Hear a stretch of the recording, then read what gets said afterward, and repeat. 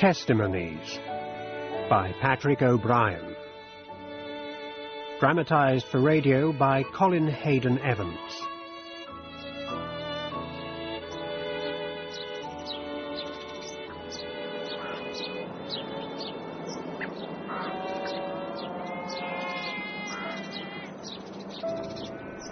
Mr. Pugh, I came to ask you some questions about your life in Cumbegail and about Mrs. Brunwin Vaughan of Getley.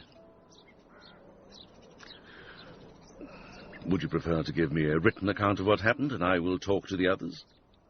It would be less painful than being questioned, perhaps.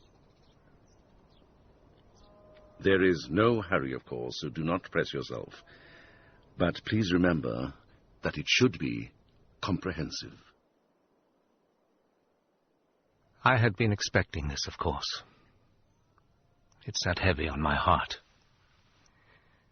The things they wanted to know about had been continually in my mind.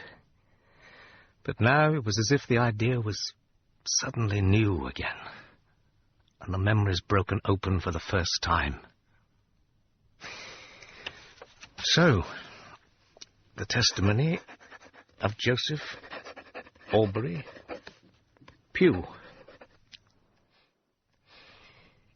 It was September when I first came to the valley. The top hidden by fine rain, with the enclosing ridges on either side merged into a formless cloud. All of this I saw from the windows of the station cab as it brought me up the mountain road. So narrow that in places the car could barely run between the stone walls. Everything seemed proof of a strange and wilder land. And it excited me. The cottage stood on the mountainside, the smallest habitation I'd ever seen.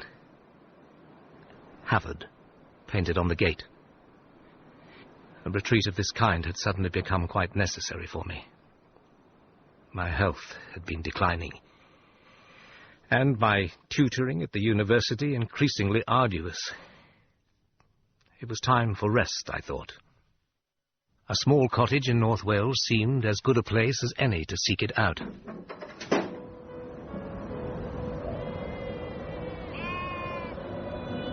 By the time I had sorted my belongings into some order, it was quite dark, and I was hungry. The lighting of the fire had taken me longer than I had supposed, and now I was faced with a plunge down the wet mountainside in the dark to make my acquaintance with the farm, and to buy some eggs and milk for supper. Easy. Dos o'n arsglyfath. Dos! Hushed! Oh, it is the gentleman from Havard. Good evening. I'm sorry to have called so late, but I seem to... Walk in, mister, please. It is the gentleman from Havard. Ah? Dyma fo. Mr. Pugh, yeah? Ia, tad. Hello. Hello, sut ydych chi? Joseph Pugh. Very pleased to meet you. Well. Sit down, mister. There, by the warm. It was a large room, the far walls hardly throwing back any light of the lamp on the table. Well. When the old man spoke, his three-toothed, stubbly face filled with an expectant smile. So pleasant that I felt my own answering smile in response. We saw the light at Havard. I did not intend to arrive until tomorrow, as I told you in my letter.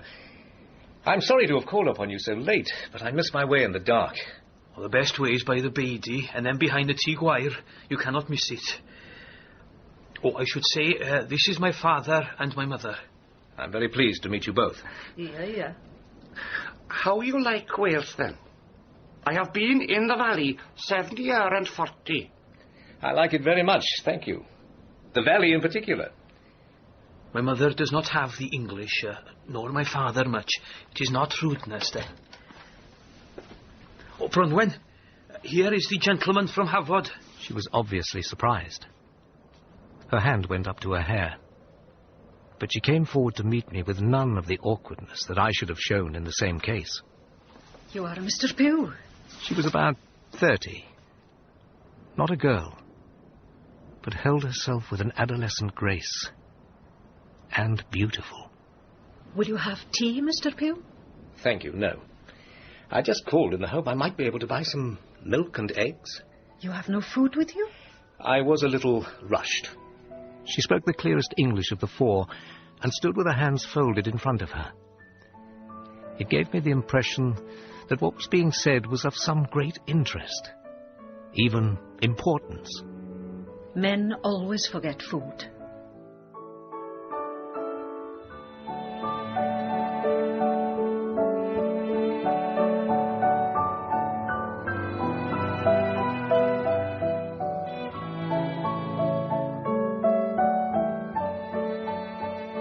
Brunwin Vaughan. Yes. You have agreed we talk as frankly as is needed. I have, yes. Then when did you first come to know he loved you? I cannot say properly. Not for some time. Had there ever been any talk at the house, in the family, about him admiring you? Even in joke? No, indeed. Nothing of that kind. He was always thought of kindly. And on your side, when did you first come to think lovingly of him? Oh, that was some time, too. And your husband liked him, you said? Emir? Oh, yes. He liked him well enough. Emir! Ah, Mr. Pugh. A grand day. There seem sheep everywhere. A lot of weak ewes this year. They drop the lambs too soon. Now that one there, she's the daughter of the one by the wall. She had twins, could not feed both of them. So I put one to that ewe by the gate. You know them all? Oh yes, all. Oh, damn ya. Look here. See? Got by the fox. I'll put some poison to it tonight. Does that work? Well, it puts the fox in great pain, which is not a good thing. But it does work, yes. Is your wife well? And family? Emir? Well, yes, he was a good boy. I was fond of him from the very first day he came to the school. A good pupil. Good at Sunday school, too. There were some boys I liked more, I have to say, but it was Emir of which I was most proud when the inspector came. You spoke earlier of Emir's habits, Mr. Lloyd. As a schoolmaster, it was often a very hard thing to break a boy of the vices that may come to him. But with Emir, I was more successful. Twice I had to talk to him. Once it was about cruelty to a captured bird, and another about some ways of his. It's difficult to explain, but they might have grown very unpleasant and dangerous if they'd not been corrected. He turned from the beginning of this bad way, and I never saw any backsliding. Later, as a young fellow, he seemed quite serious. No larking about with the factory girls at Dinas or anything like that. Indeed, there was a time when I thought he may not be the marrying kind. And why did you marry Emir Vaughan? Brunwin? He asked me. And you agreed at once? I waited for a moment and looked at him.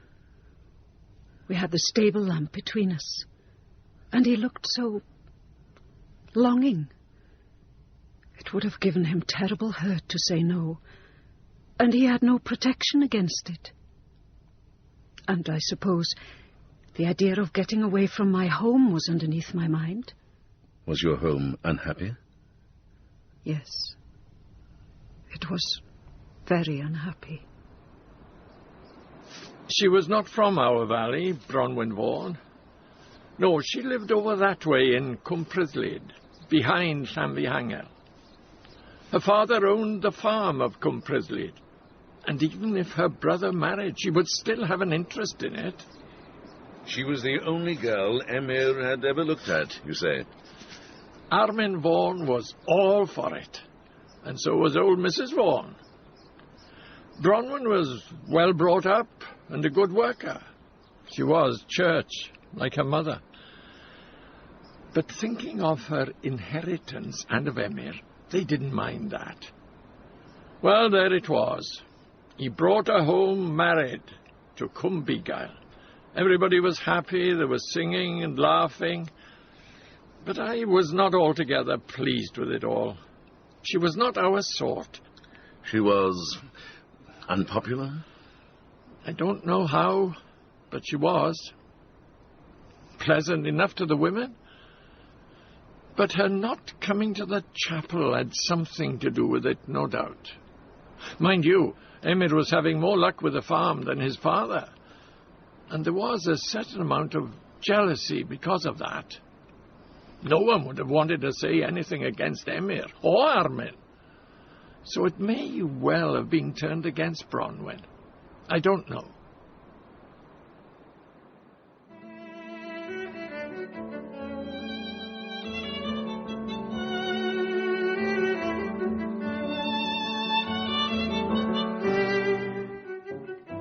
I did not take much notice of her at first.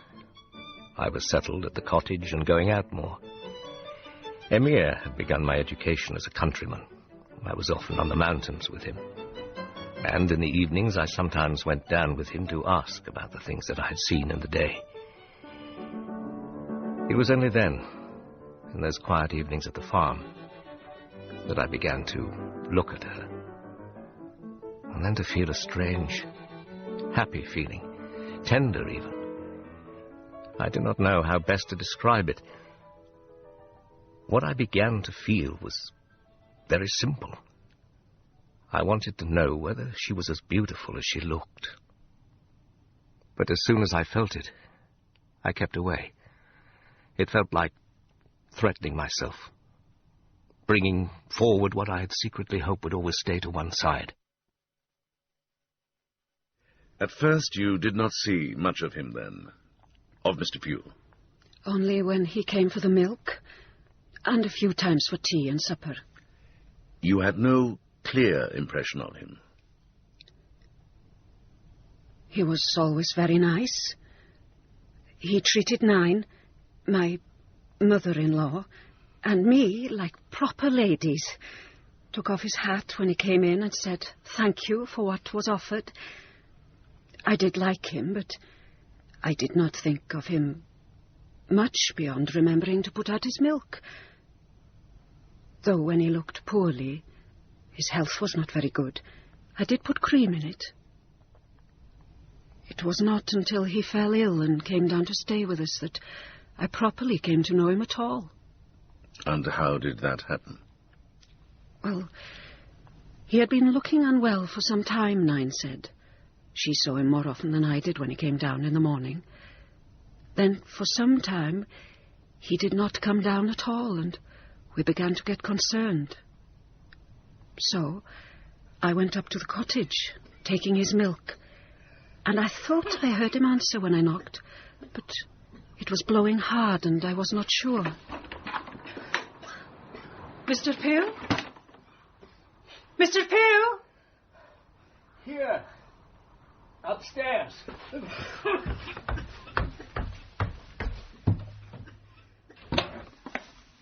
The place was such a mess you would not believe. He was in bed with a muffler on. Mr. Pugh, whatever is the matter with you? It's very kind of you to come, Brunwin. I am grateful, but I don't wish to trouble you. It's just a bad cold. It's nothing of the sort. You'll have some warm milk before I leave, Mr. Pugh. You'll feel the difference for it. Please, don't trouble yourself. I'll not be long. The mess downstairs was terrible. Dishes everywhere, piled in heaps, even on the floor. All the saucepans dirty. Some had mould on them, and mice were everywhere. There was no kindling. Oh, it went to my heart to see it. It was dreadful. He had no more idea of looking after himself than a baby. Oh, dear. When he drank the milk, he was sick before he could finish it. I am so sorry. You wouldn't do it if you didn't have to, Mr. Pugh. The doctor wanted him to go and nurses could look after him, but the cottage hospital was full. In the end, we brought him down to the farm and put him in the parlour. It fell to me to look after him, with 9 and my father-in-law not having the English. What did you talk about? Anything that came into our heads. I had never had anyone to talk with like that since I was a child. He knew a great deal, but he never talked as if I did not understand. It was at the festival of Dinas, when I had a new dress. I did my hair up behind to go with it. I saw Emir staring from the other side, where the young men sit, but he was too shy. And it was not until Merrick and I were getting into the trap that he came over. And what happened then? Oh, you're all questions today, Mr. Pugh. He just said, "Well, Brunwin." I knew what he meant, and I was quite pleased. There was never any effort in talking to her. Not that I had much to give. She had a fine gift for silence. But when she spoke, she had a way of looking straight into my face, gravely, as children sometimes do. I came to know her then. All that I had supposed her to be, and more. But I lacked the words for it. Those days ill in that small room became the happiest of my life. The unfailing sight of her, her endless care. And to the rest, the thought of Emir as a husband, now in the house itself. To that, I closed my mind. It was not so hard as I thought it would be. But had I known all, it might have been different. But no one could even guess at that, though it was to happen right about us. And soon.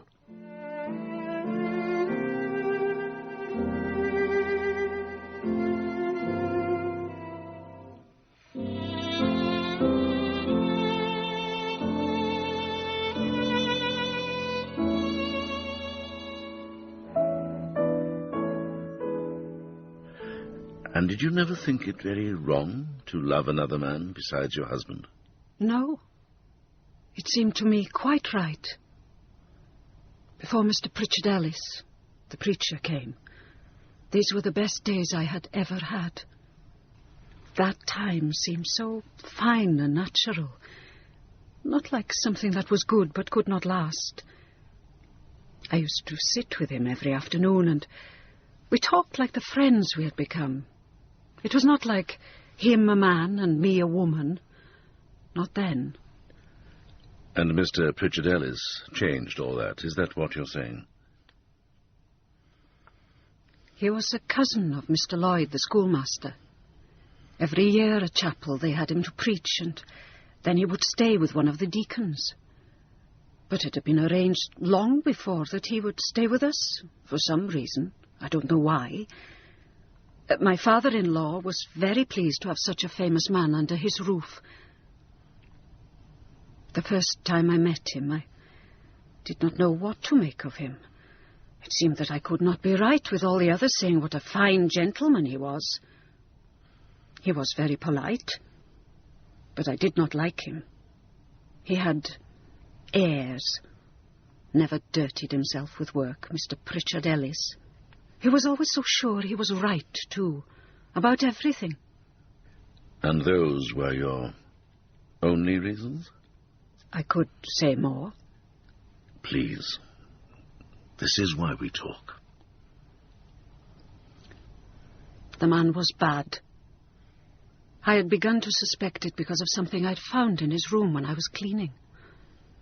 He had made a small hole in the wall, so that he could look through into Emir and my room at night. I moved the trunk against it, covering it up.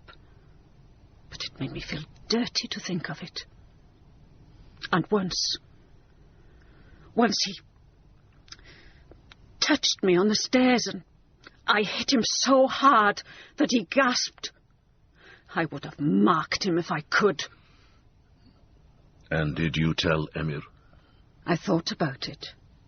But all the fuss, and he would have denied it. He was going away soon anyway. No, I did not tell anybody. I would not have told Emir in any case. He might have killed him. I could never trust poor Emir. It was a long week before he finally left.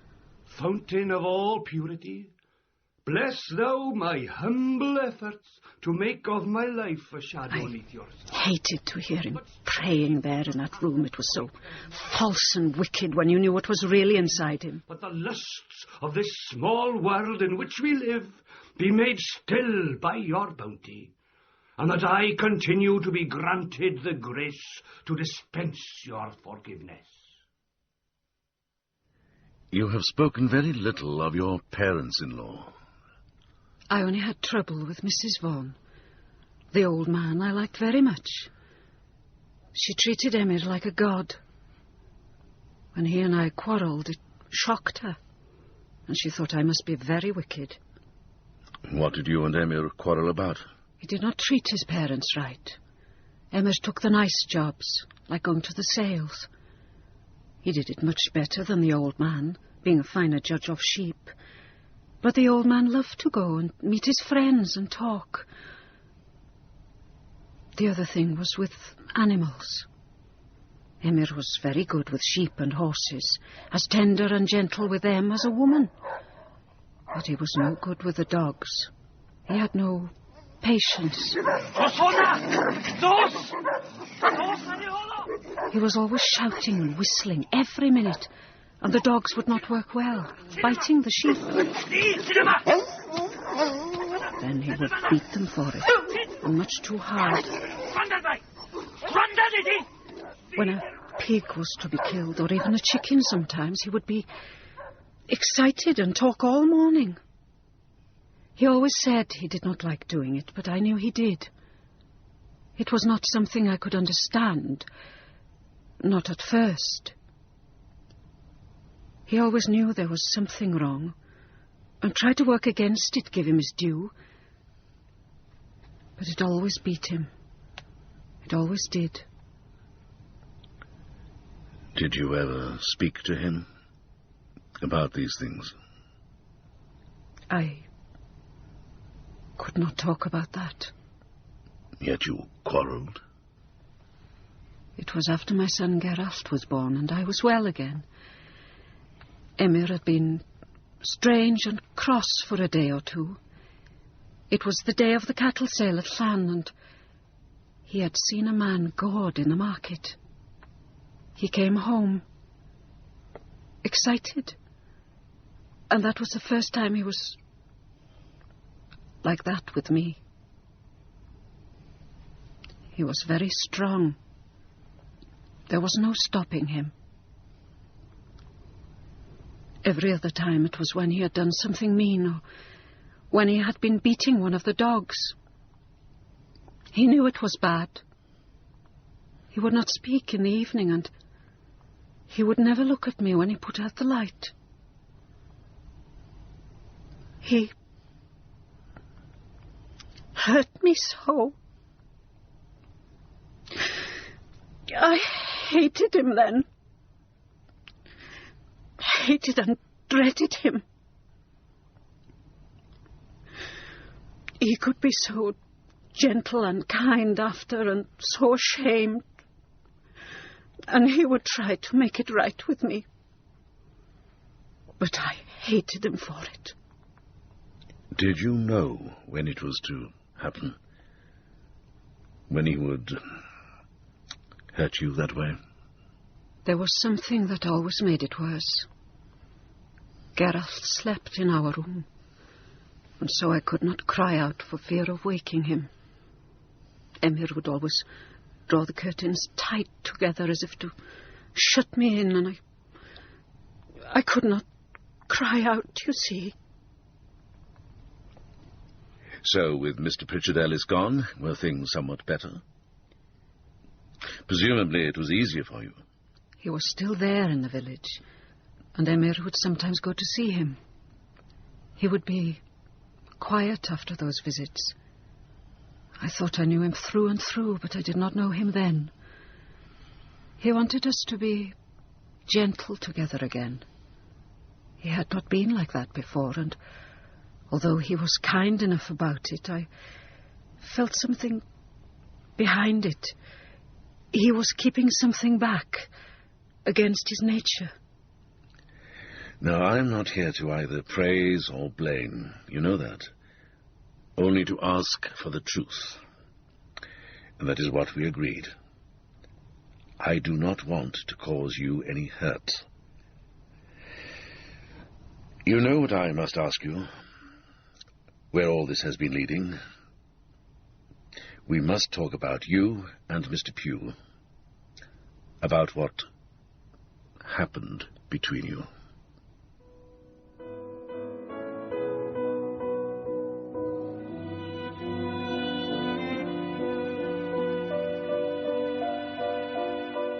If I had been sensible to myself, I should have left the farm, moved out altogether.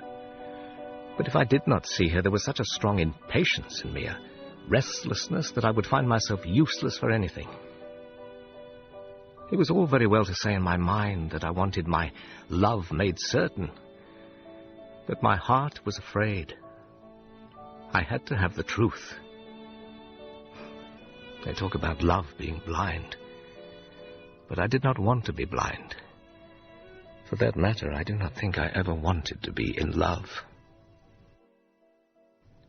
Though we spoke often, still nothing seemed said. Yet, unwittingly, in my blindness for her, I was telling everyone everything they needed to hear. We had never said anything. There was no need. It had taken me longer to know his mind, but long before that I knew I loved him. Yet why did you not say something? He had been breaking his heart for you a great while. We were only common people, working people. And he was a gentleman coming from England. They can be very nice to us, friends even. But there is always that difference. So did you think of him as your superior? Not better or worse. The difference in him was right inside, without his gentry or his money or anything. If you put him by another man, it was gold against brass. That was what made me stupid, you see. Why I never spoke. You do not expect a man like that to admire you. What had Pritchard Ellis spoken about in the village concerning Mr. Pugh that made Emir return to you so, as you said? You need to ask me that.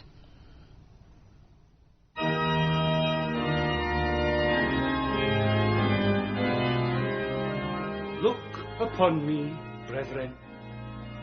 Look upon this sinner you call the Reverend Pritchard Ellis.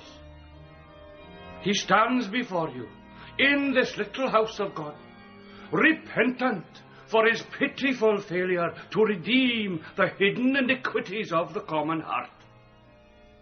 Not through want of trying, as well you know, but through his regretted failure to bring into the open that amongst us determined to stay hidden. We may stand before God in sin, and through genuine repentance earn again his smile. But for those who use that sin as a shield with which to conceal themselves from such larger judgment, sheltered as they are in such woeful deceit, towards such, against such, must the greater concern of the community now turn. A man's wife is a sacred property. A woman's husband a harbour in which she finds her only mooring. What breaks this apart can only be the vivid storm of unrepented lives and the utter dreadfulness that must follow in its wake. Brethren, this day, united as we are in the love of God, we are called upon to address a duty that very love demands of us.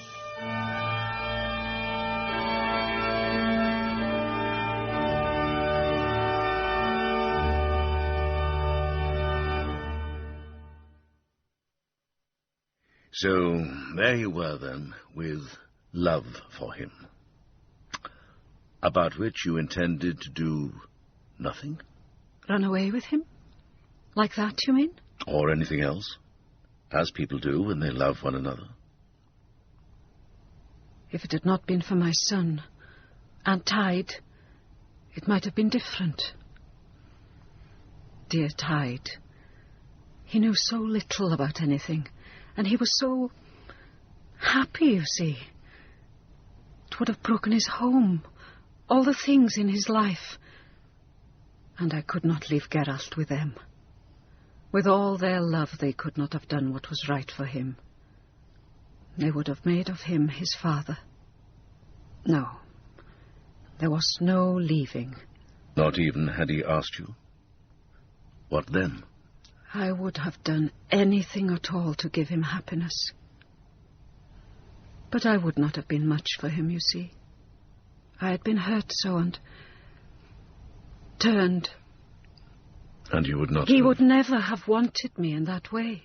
But he did want you very much. We know that now. Perhaps he thought so. He had all sorts of ideas, Mr. Pugh.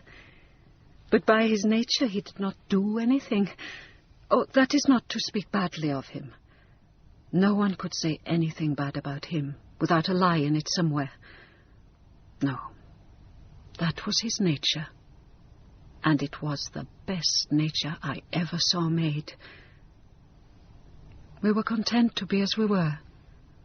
Things unspoken between us, rather than the words.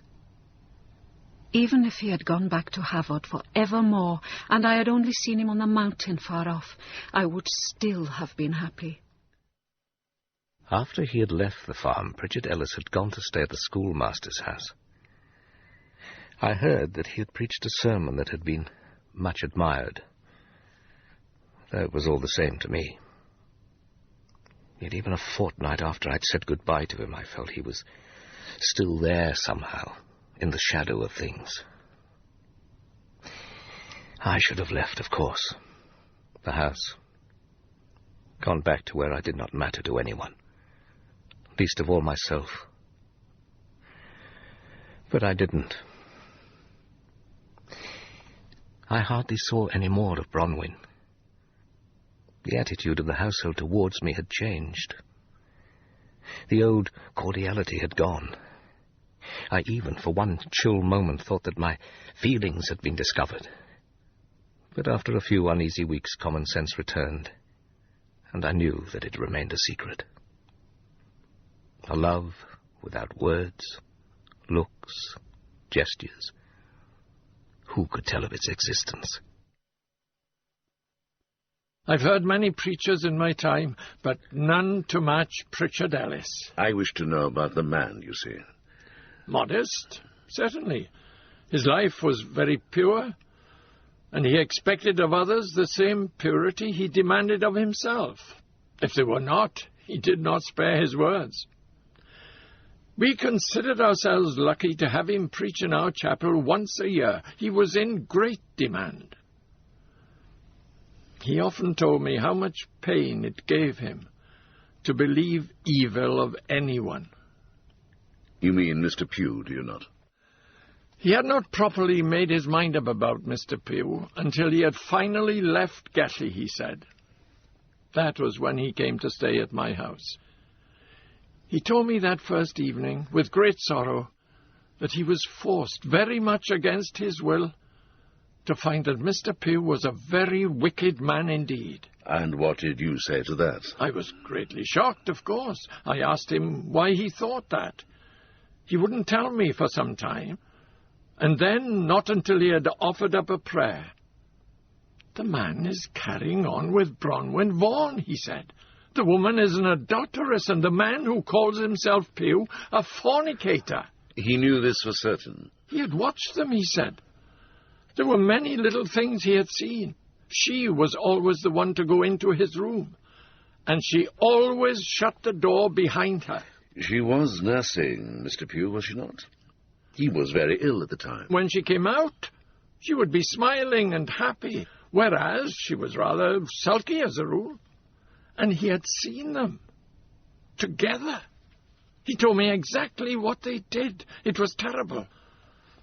I don't know how it came about that he saw them, but there it was. He didn't like to speak of it anymore, as you might appreciate.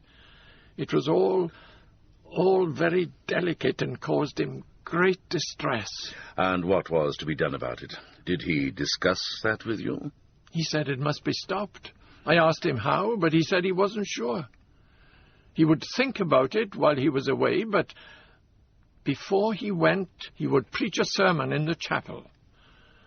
Then, later in the evening, he told me he decided to have a word with Armin Vaughan and Emir, to see what was in their minds, and perhaps to suggest to Emir a way of teaching Brunwin her duty. He saw them the evening before the sermon, I believe, but I don't know what he said exactly. Emir looked very strange, though, I thought. I only went because Tide wanted me to go. Perhaps he was reproaching himself, Mr. Pritchard Ellis, for his wicked thoughts. I almost told myself that he was not as bad as I had once thought. He had more temptations than a married man, after all. But as I listened, I understood him better still. He shouted and banged there in the chapel, with his pale face sweating, and the people thinking him wonderful. I did not know for some days how they had taken it, or whether they even knew what he meant. I think 9 did from the beginning, but I cannot be sure. Nothing was said. A man's wife is a sacred property. A woman's husband a harbour in which she finds her only mooring. What breaks this apart can only be the vivid storm of unrepented lives, and the utter dreadfulness that must follow in its wake. I remembered we had run out of flour, and I went down to the shop for a small bag. It was full of women. They stopped dead when I opened the door. I knew then for certain. I bought the flour and held my face for all of them until I left. But as I closed the door, they began again, all together, as loud as a schoolyard. What was it that I had done to them? I could not understand. I was almost sure it was nothing to do with me, but more some trouble between themselves. The cloud I felt over Gatley now seemed to spread throughout the valley. Was I imagining the surly, withdrawn looks that greeted me in the village?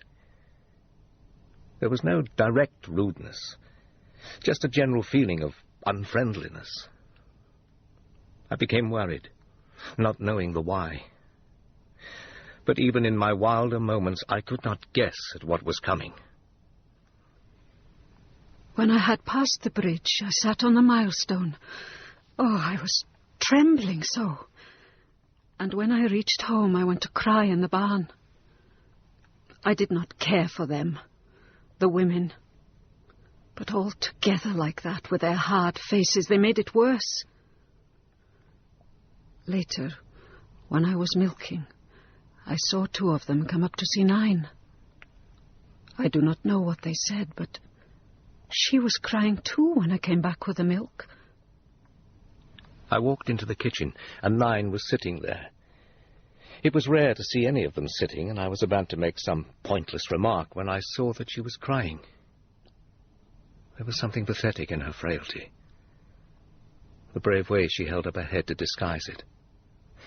I pretended not to notice, muttered something, and went quickly to my room. I had music there.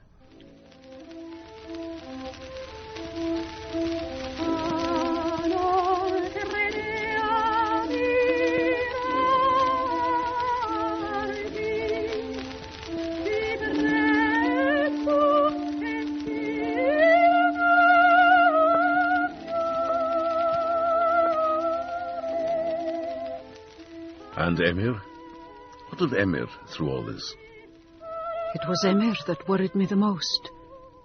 He was still so strange, like a man I had never seen before. He knew something about what was being said, but how much I did not know what he believed. Until one afternoon he had a letter. I thought it might have been about money because he looked mean. But then I saw the envelope was in Pritchard Ellis's handwriting. He was late that night. There was trouble with a heifer. When he came up to bed, shading the lamp with his hand, I saw his face was flushed and queer. Sut mae Llo? He did not answer when I asked him about the calf. Not naturally. But when he turned to the window, he said he had to cut it. When I heard his voice, I knew how he was.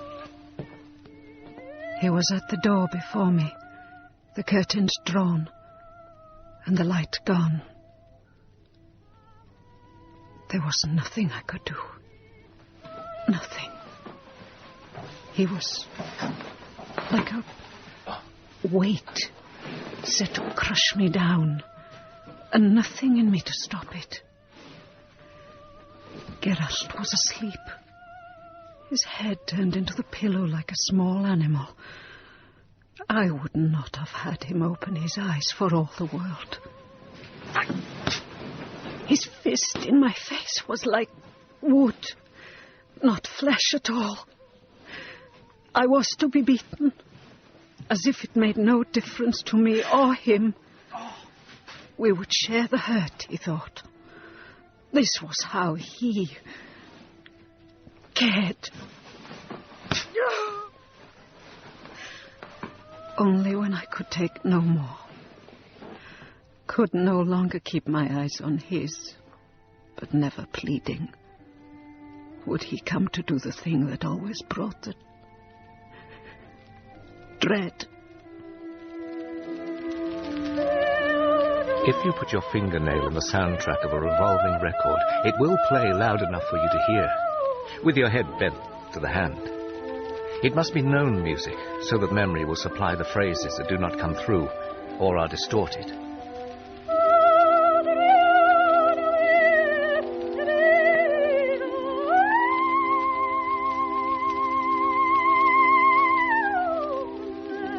I went on for hour after hour, alone in that room. Sometimes there seemed noise, scuffling, then a thud.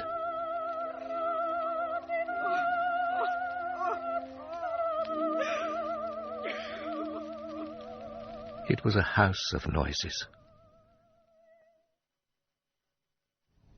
I could not properly think. I was filthy and spoiled, hating my own body as much as I hated him. I did not fear him anymore. Now he had done his beastliness, a child could have cut his throat. I had such anger I could hardly speak. It cowed Emir, made him frightened even. He went under when he had not got the power of his devil. That night, I think he nearly killed me. Mr. Pugh came out of his room about dinner time. When he looked into my face, the evil went. He was terribly pale still, but he smiled to see me. I think he knew. 9 had brought me my breakfast a little earlier, though we did not speak. I'd heard them in the kitchen and went down. As I opened the kitchen door, Emir was coming in from the outside. I could not see his face. The sun was behind him. But he seemed bowed, like an old man. Dos Hassan! Her voice was shocking, hard. The words they used to dogs in Welsh. He turned and went back out, saying nothing. His eyes to the ground. She was standing with her hands on the table. It was another woman there. Grey. No colour even in her lips. Her enormous eyes ringed dark. The old people were huddled over the fire. They were frightened. When I looked at her, I knew what he had done. Then she saw me and smiled. I stuttered something about going for a walk, not being hungry. She nodded. There was all of her there. In the little pantry, she cut bread, food wrapped in a paper, and at the door, as I left, she put her hand on my arm and said, "It will be all right. You'll see." He was going out now, but he would be coming back. I watched him until he turned by the barn. Oh, he was the dearest man in all the world for me. The rest, there is not much else to tell. Emir and Tide had sent for the doctor. I don't remember what he said. I must go to bed, I think. Indeed, I could hardly stand. It was a quiet hour, but my mind was shaken then, and my thoughts were poor things, except for him. Only when I thought of him were they clear. Then 9 came with a physic. She was crying. For me too, I think. She meant to do right, though she would not have seen it that way had we been more friends. I was nearly sure what she had done, and I looked at her as if to say, "Yes, we'll do it now."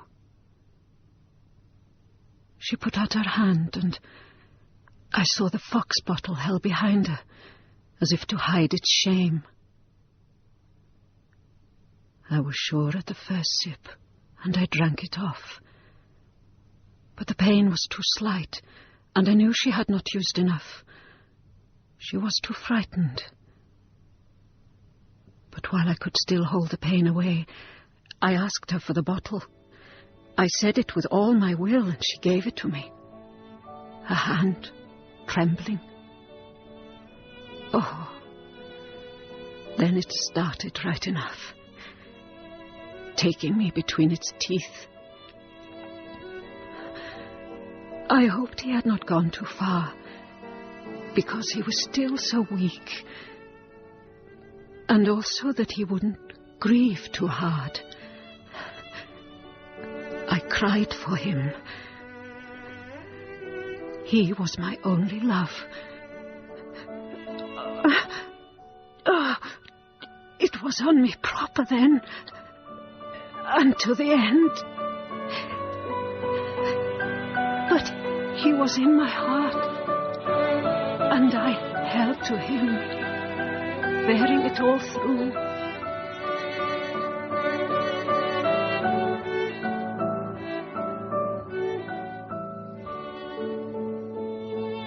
I was at the top of Coombe Urketh.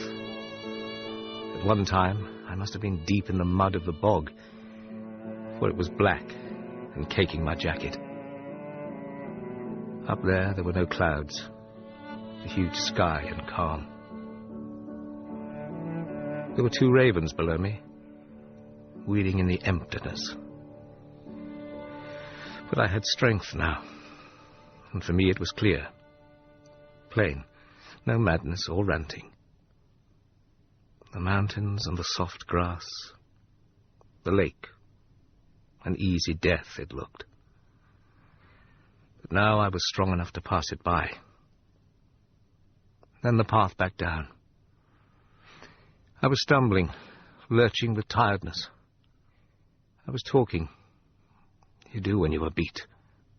Doggerel, any sort, in hope of a rhythm for my feet. Never, no never, no never again. Never, no never again. Now the cart track and level again. Never, no never, no never again. The dogs. The front door in sight. In the kitchen there seemed a strange pretense of normality. She was in bed. Emir had called the doctor. He said she must rest. I said I had fallen in the water. I was going to change. Yes, it was late. I was sorry. I would not come down again.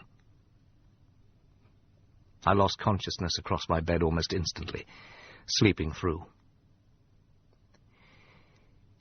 It was not until the next day that they woke me.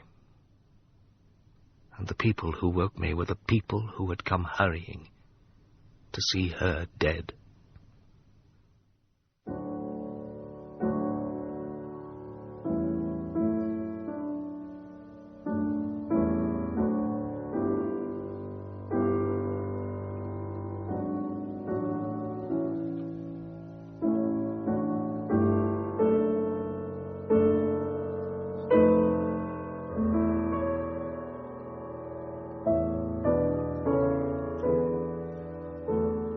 In Testimonies, the Inquisitor was played by Philip Maddock, Pugh by Alan Moore, and Brunwin by Manon Edwards. Isloin Morris was Lloyd, and Iestyn Jones was Emir. Tide and Pritchard Ellis were played by Dorian Thomas. Testimonies was dramatised by Colin Hayden Evans, from the novel by Patrick O'Brien. It was directed in Wales by Jeannie Hall Kenny.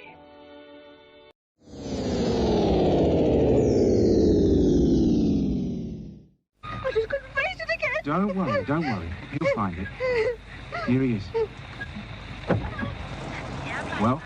I'm taking a tarpaulin from the boot. You better go on to the station. He was dead, wasn't he? Yes, Mr. Stacey. The back of his head smashed in.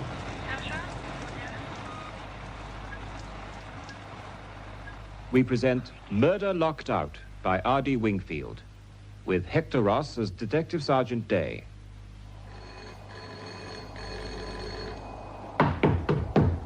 All right. All right, I'm coming. Sergeant Day, I'm Detective Constable Hodges. Yes, well, don't just stand there. Come in. All right. Do you mind dripping onto that mat there? Oh. I'm sorry to drag you out of bed, sir. It's all right. I wasn't asleep. Just lying there, coughing my heart out. You're new, aren't you? Yes, sir. Transferred from Y Division last week. You don't have to call me Sir, Hodges. I'm only a sergeant. Oh, I'm sorry, sir. Sarge, it's just that... It's just that I look so old, I know. Yes, sir. I feel a lot older. Now, tell me, what's this all about so I can crawl back to my sickbed? What you wanted down at the station, Sarge. I'm on sick leave, so you can go back and tell Inspector Adams... Well, Inspector Adams didn't send me, Sarge. He's not there. Hey? He collapsed at his desk earlier today. Appendicitis. They're operating tonight. Appendicitis? A little tip for you, my son. Always give me good news like that first. Appendicitis. I hear that can be very painful.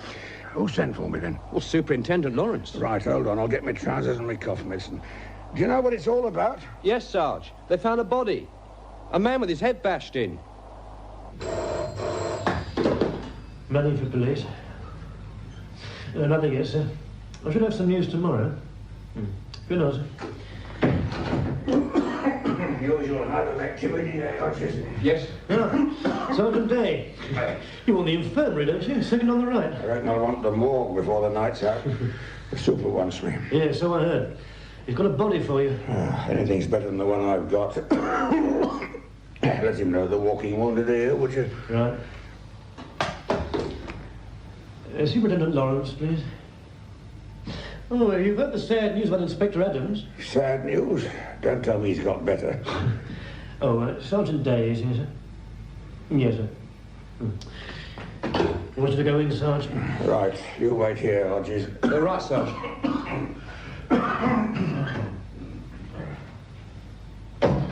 Why doesn't he like Inspector Adams? Let me put it this way, Constable.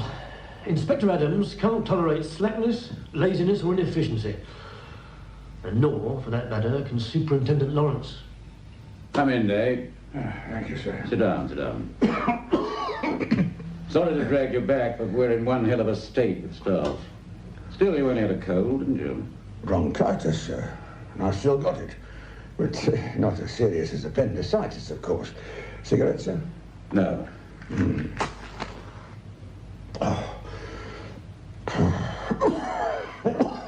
Should you be smoking with that cough? No, sir, but then I shouldn't go out in the pouring rain either. I don't control the weather, Day. You retire next year, don't you? Yes, sir. I've been looking through your personal file. Not a particularly distinguished career, is it? You haven't dragged me out in the rain to tell me my shortcomings, I hope so. You know your shortcomings, Day. If there was anyone else to send, I'd leave you in your sickbed, but with Adams away, I'm forced to send you. Get over to 17 Priestley Gardens. You'll find Foxtrot Tango 3 waiting for you. They've got a man's body with head injuries. They'll fill you in. Right, sir. Take D.C. Hodges with you. He's new, but he's keen. And try not to let him pick up all your bad habits. Yes, sir. You haven't got long to go, Day. Don't mess this one up. Take it easy, son. Slow down. I want to die of bronchitis in my bed, not in a car smash. Sorry, Sarge. This is my first murder case. That's better. The body's got no place to go. It'll wait for us. It may not be murder, not even to oblige you, Hodges. But it's murder sending a sick man out in weather like this. Oh, roll on retirement. You've been in the force some time, haven't you, Sarge? 32 years. Can I ask you a personal question? Yes, why haven't I got any higher than a sergeant? Well, yeah. I'm flattered you need to ask, son. People are usually surprised that I managed to make sergeant. The fact is, I'm not a very good policeman. I'm a nice fellow. Everyone's pal, but not a good copper. I was good, a long time ago, just like you, salivating at the thought of a nice, juicy murder case. They all thought I was going places, but I couldn't keep it up. I lacked dedication, I suppose. Everything seemed too much bother. Well, you've got to be a swine like Inspector Adams to get on in the force.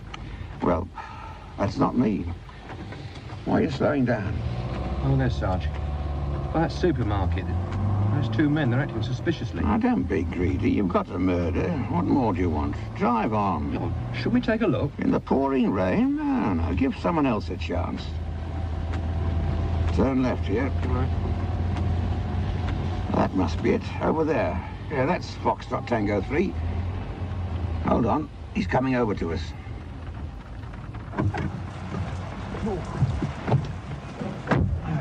Hello, Joe. Hi, Sarge. I thought you were off duty with bronchitis. No, I'm on duty with bronchitis. Oh, this is D.C. Hodges. I don't know his first name. John. This is Joe Turner. We're on his patch. Oh, great to meet you. Hello. Oh, we saw a couple of men acting suspiciously outside that supermarket in the high street. Oh, right, Sarge. No, he's new. He's keen. They were sheltering from the rain. Now, what's the score? Where's your mate? He's with the body, round the back there. Oh, rather him than me in this weather. Well, what have we got? Dead man is James Edward Lakin, aged about 36, 37. You taking this down, Hodges? Yes, sir. Good.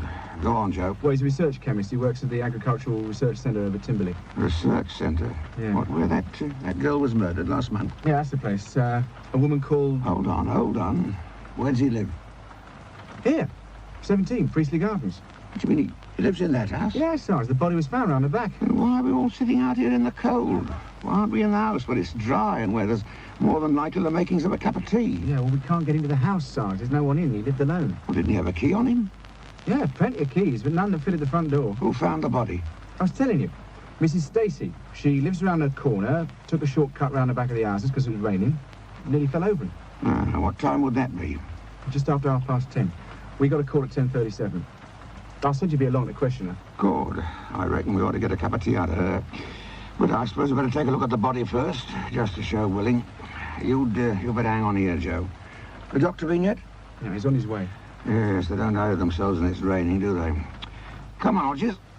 Let's give my cold the shock of its life. Right, Sarge.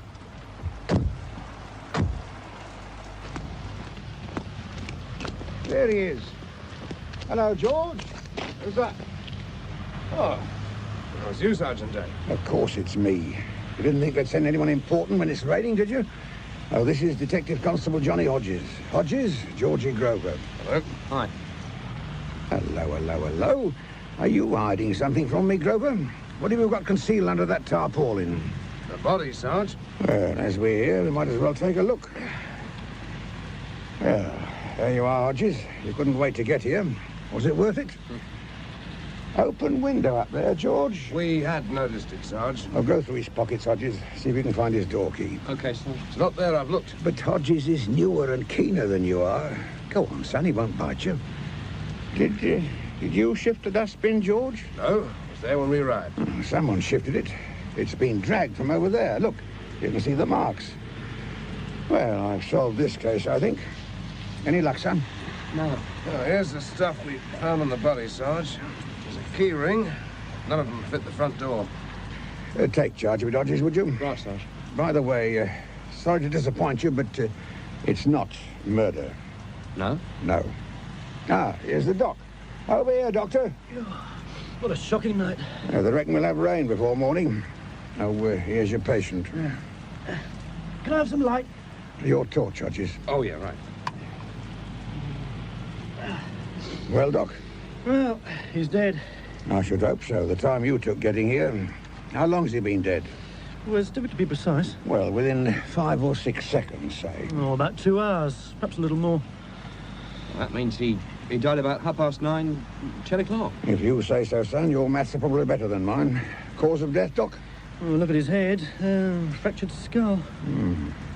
See that open window up there? Yeah. Supposing he was trying to get in and fell. Would that do it? A burglar? No. He lives here. My guess is he forgot his front door key and tried to get in through the window. He drags the dustbin over and climbs onto it to reach the wall. Then he shins up the drain pipe, misses his footing, and comes down a damn sight quicker than he went up. He cracks it on the concrete. Yeah. Yes, it could well have happened that way, Sergeant. Are the forensic boys coming to do their stuff? Accidental death, hardly worth coming out in the rain for. Pity it couldn't have been a murder. Just to oblige young Hodges here. They shouldn't have sent you out with a cold like that. It was the only one they had. You should be in bed. Yeah, so should I.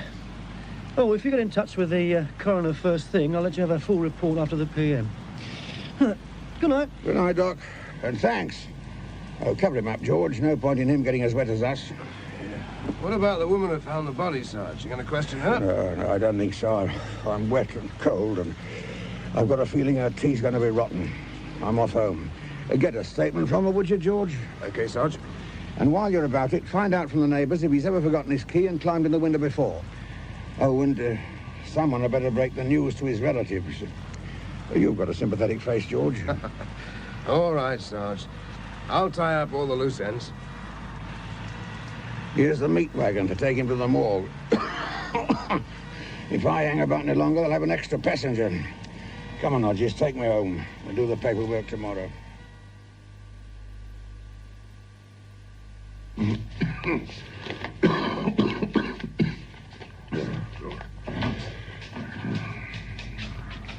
Morning, Dave. Oh, morning, sir. Well, what happened last night? Apart from me getting wet, you mean? It's all wrapped up, sir. Accidental death. He forgot his key, tried to climb in the back window, slipped and fell, smashing his head on the concrete. First class. You done your report? Just about to do it, sir. Make certain there are no loose ends. There's a good chap. I'd like your report as soon as possible. I'll do it right away, sir. You start spreading your cold germs about, and I'll be done too pleased. We've enough men off sick as it is. Oh, good morning, Hodges. Good morning, sir. Ah, Hodges, you're just in time to type my report. I'll put the paper in the machine for you. I'm just going to see if there's any suspicious characters lurking about in the canteen. I thought you'd like to see this, Sarge. What's that? The post-mortem report. Oh, yes, he phoned me about it. Stick it in the file, will you? Well, don't you want to read it? Not before breakfast, thanks. What else have you got? Well, the inventory of what he was wearing. They're holding his clothes at the morgue. Let's have a look. I heard from Foxtrot Tango 3. Lakin had been known to climb in that window when he forgot his key, so that ties everything up. You watched the master at work last night, my lad. Hello? That must be a mistake. Oh, what's that, Sarge? They've only put one shoe down. Can't the fools count? I checked with the morgue attendant, Sarge. He says there was only one shoe on the body when they brought it in. He must have fallen off in the ambulance. The ambulance med said there was only one shoe, the left one on the body when they picked it up. If they were so observant, why didn't they point it out at the time? Well, they thought we must have already noticed it. Don't they think we've got better things to do than count how many shoes a corpse is wearing? Come to think of it, his right leg was doubled up under him. Sarge? Mm-hmm. Did you know the supermarket was robbed last night? Oh, I've got enough on my own plate to worry about, Hodges. Oh, what a damn nuisance. It must have dropped off when he fell from the window. Still, good job I spotted it in time. The super would have wiped the floor with me. Well, a quick cup of tea in the canteen, and then we'd better get back and find it. There's no shoe here, Sarge. Give us a hand to shut the garage door. Right. Right. Now,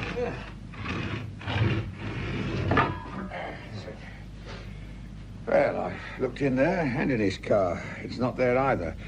The super's going to go to town on this one. He does like his corpses properly shot. I suppose he couldn't have jumped, Sarge. What do you mean? Suicide. I mean, instead of climbing in, he might have jumped out. You wouldn't commit suicide from a first-floor window. It's not high enough. Still, it's a possibility, and we ought to look into it. I reckon he jumped, and we'll find his shoe up in that room. I am but clay in your hands, Hodges. We'll take a look. Well, how do we get in? Shall I climb up to the window? No. History might repeat itself. I'll try one of my special keys.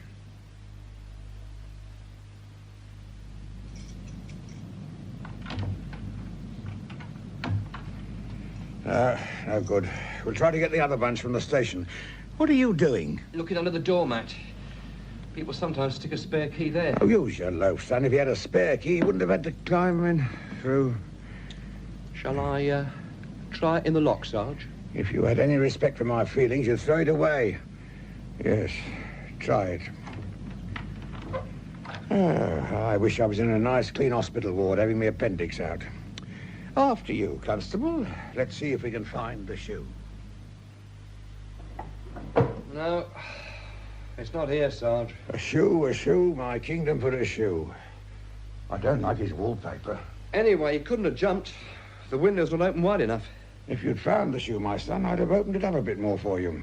You can speed up some of these cases if you help the clues along. Care to join me in a cough? What? Oh, no, thanks.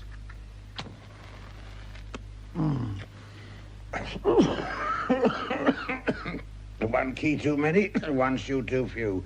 Oh, that is horrible wallpaper. Well, if it's not an accident, it's not suicide. That girl.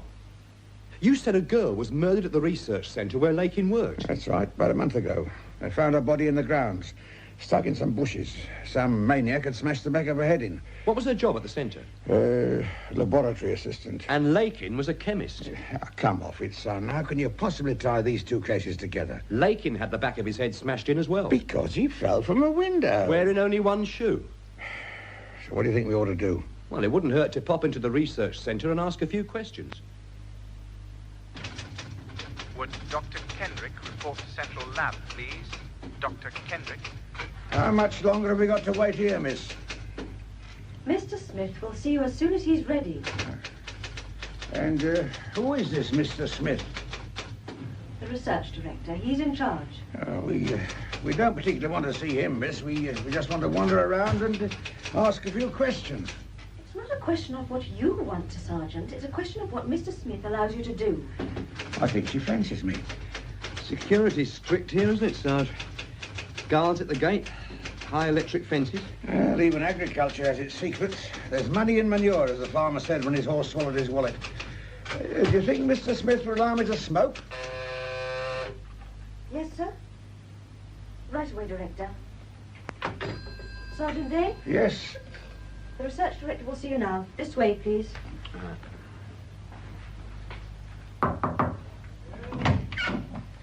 Detective Sergeant Day and Detective Constable Hodges to see you, Director. Have them sit down. Would you sit down? Oh, thank you. Shall I bring in coffee, Director? Bring it in after they've gone. Yes, sir. And clear my archay, would you? Yeah. Oh. On top of the filing cabinet, behind the door. Ah. Yes.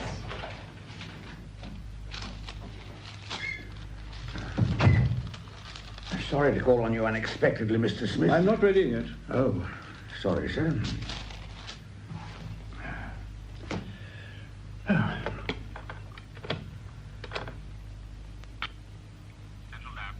Mr. Jordan? Oh, yes, Director.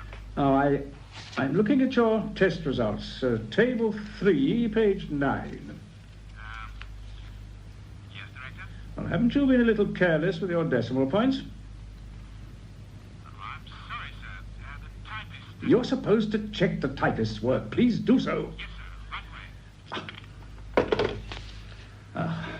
Why only a sergeant? I beg your pardon, sir? I usually deal with Inspector Adams. Oh, he's off sick, sir. Appendicitis. I see. All right, then, Sergeant. What do you want? It's about one of your employees, sir, Mr. James Edward Lakin. Do you know him? Of course. He works under Dr. Kendrick in our Advanced Research Department. Now, just a moment. I'll get his personal file. Yes, where? Ah, yes, of course. Do you mind moving your chair so I can get to my filing cabinet, Constable? Oh, yes, sorry, sir. Thank you.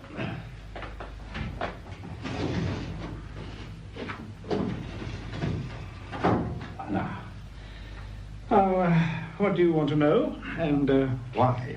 He's dead, sir. Dead? He was found late last night, lying under the back window of his flat. His skull was fractured. An accident? That's one of our lines of investigation, sir. Most obvious one, I should have thought. Times he forgot his key and had to climb in. I was wondering, sir... Now, please be quiet, I'm thinking. Yes,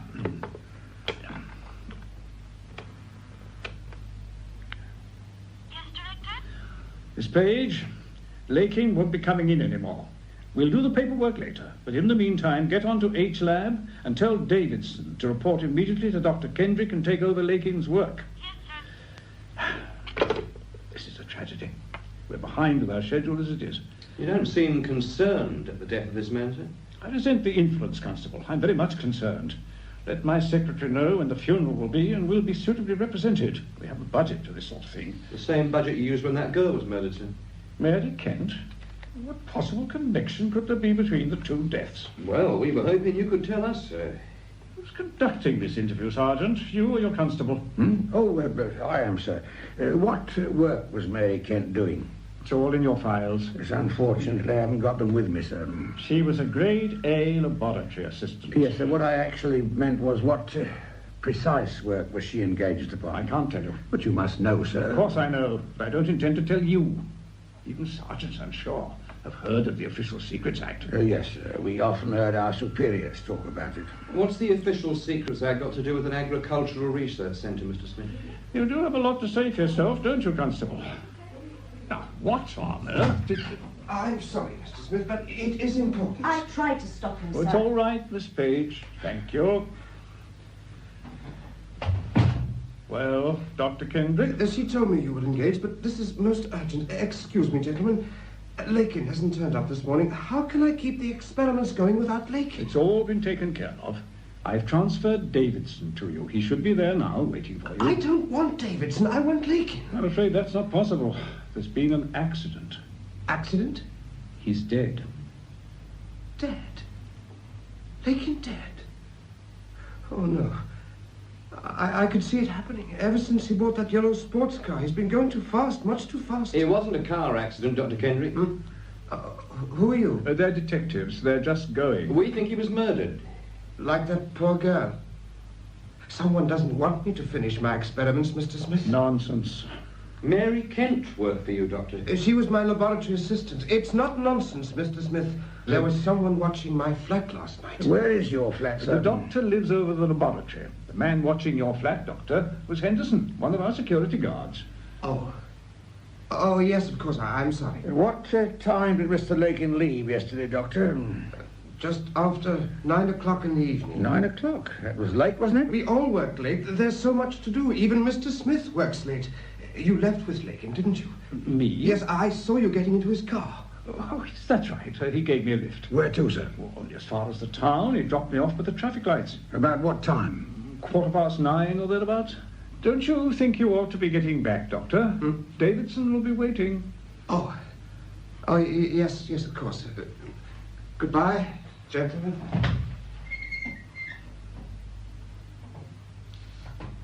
I wish, Sergeant, you hadn't let your subordinate air his wild theories about murder to Dr. Kendrick. He's a brilliant man, but highly strung. His work demands the utmost concentration, and nothing must spoil it. It isn't a wild theory, sir. Oh? Why do you think he was murdered? His right shoe was missing, sir. He wouldn't have walked from his car to the back in the pouring rain and then climbed a wall wearing only one shoe. Well, not such a brilliant policeman as you are, Sergeant, but why couldn't the shoe have fallen off when he hit the ground? Because if it did, sir, it'd still be there. We hunted high and low, and it isn't. Do any of the neighbours keep dogs? Dogs? Well, I imagine so, sir. Why? I had a dog once. It was always bringing back treasures it found when it went out prowling at night. Bones, old toys, old shoes. Why couldn't a dog have taken the shoe? To be quite honest, sir, I never thought of that. And to be quite honest with you, Sergeant, I'm not at all surprised. If you could go now, I'd like to have my coffee. So, it's accidental death again, is it, Sarge? It's always been accidental death, Hodges, my son. You're the one who's been coming up with these wild murder and suicide theories. I've let you have your head because you're young and brash, but I've never wavered. A dog took the shoe? Yeah, or a tramp. Could have been anyone. After all, the shoe would have been lying there all night. We didn't go back until the morning. But if it had been there last night, we'd have seen it. Anyway, why should he climb in the back window when the key was under the mat? He forgot. All brilliant men forget. I'm always doing it. An accident, pure and simple. Who wants Inspector Adams when they've got brilliant men like me? Hey, Sarge. Now what? Do you remember what Dr. Kendrick said about Lakin always driving too fast in his yellow sports car? Yes. Oh, you searched his garage. What was in there? A Mini, a blue Mini. There was no yellow sports car. No. But there was one parked in the side road. Oh, a lovely little job. I thought it belonged to one of the neighbours. It must have been his. You see, there's an explanation for everything. Let's take a look at it, Sarge. Just in case. This is the one, Sarge. Well, it's yellow. I grant you that. And it's locked. Well, try the keys from Lakin's pocket. I was going to. Give me some credit. Right first time. He's got a 4-track stereo. Yeah. I'm more interested in that. On the floor by the front passenger seat. Damn. The missing shoe. I could have done without that. I think I'll go on sick leave. If he'd walked from here across the road and round to the back with one shoe on, in all that rain, his sock would have been soaked and muddy. And it wasn't. So he was carried over? Yes, Sarge, he was carried over.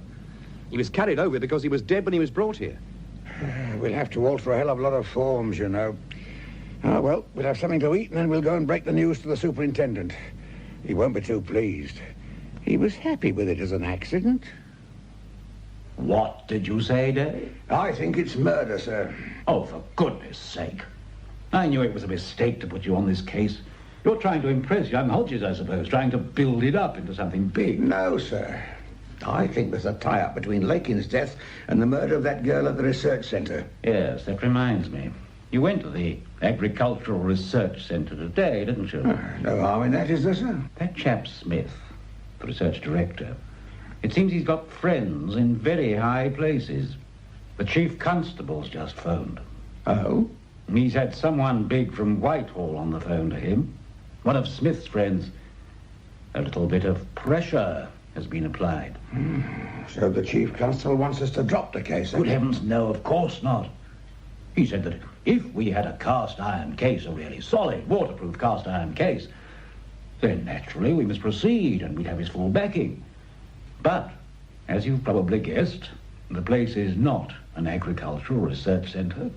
They're actually engaged in top-secret experimental work for the Ministry of Defence. Work of the utmost importance. I see. That explains why they kept firing the Official Secrets Act at me. Precisely. The Ministry are most anxious that nothing happens to interfere with this research programme, and the Chief Constable has pledged his full support. So, let's look at this objectively. What exactly have we got? 2 murders, a man and a woman, both with their heads bashed in. Hold hard. You're jumping to conclusions. Now, the girl was murdered, there's no doubt about that. In all probability, a motiveless sexual attack. Now, apart from the coincidence that they both happen to work in the same place, hardly surprising since they're both chemists, what is suspicious about the death of this man? Your original theory was brilliant, and fully supported by the police surgeon. So why didn't he die from a fall? The missing shoe, sir. Which turned up in his car. Good work in finding it, by the way. One of the neighbours must have found the shoe on the ground, realised it belonged to Lakin, and stuck it in his car for safety. The car was locked, sir. There are ways of opening car doors. Excuse me. Lawrence? Oh, hello, sir. Yes? I'm talking to him now. I think so. Yes, I'll phone you, sir. Goodbye. The Chief Constable? Yes, about some other matter. But it reminds me, Dave, you know I had your personal file out the other night. Well, there was a reason for it. I mentioned to the Chief Constable that I'd like to do something about your promotion. Be nice if you could retire as an inspector, after all your years in the force. Yes. But that's by the way, of course. You must decide yourself on the line the investigation is to take. I don't want to influence you. There'd be a bit of difference in the pension, of course.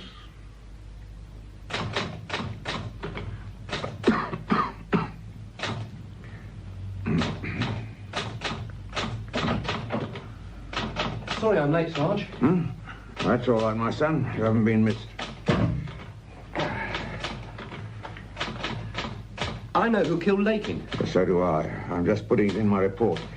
While you've been out gallivanting heaven knows where, I've solved the case. You have? Who killed him? The law of gravity. He didn't jump, he wasn't pushed, he fell. One of those unfortunate accidents with which this life of ours is fraught. I don't get it. You know it wasn't an accident.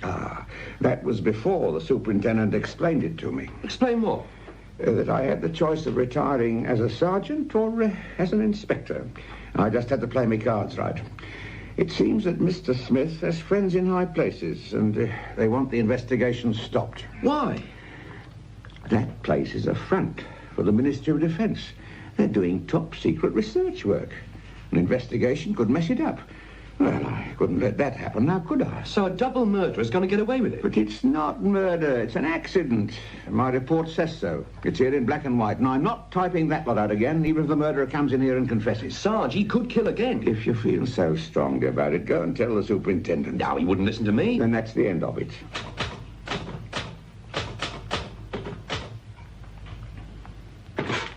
Well, all done.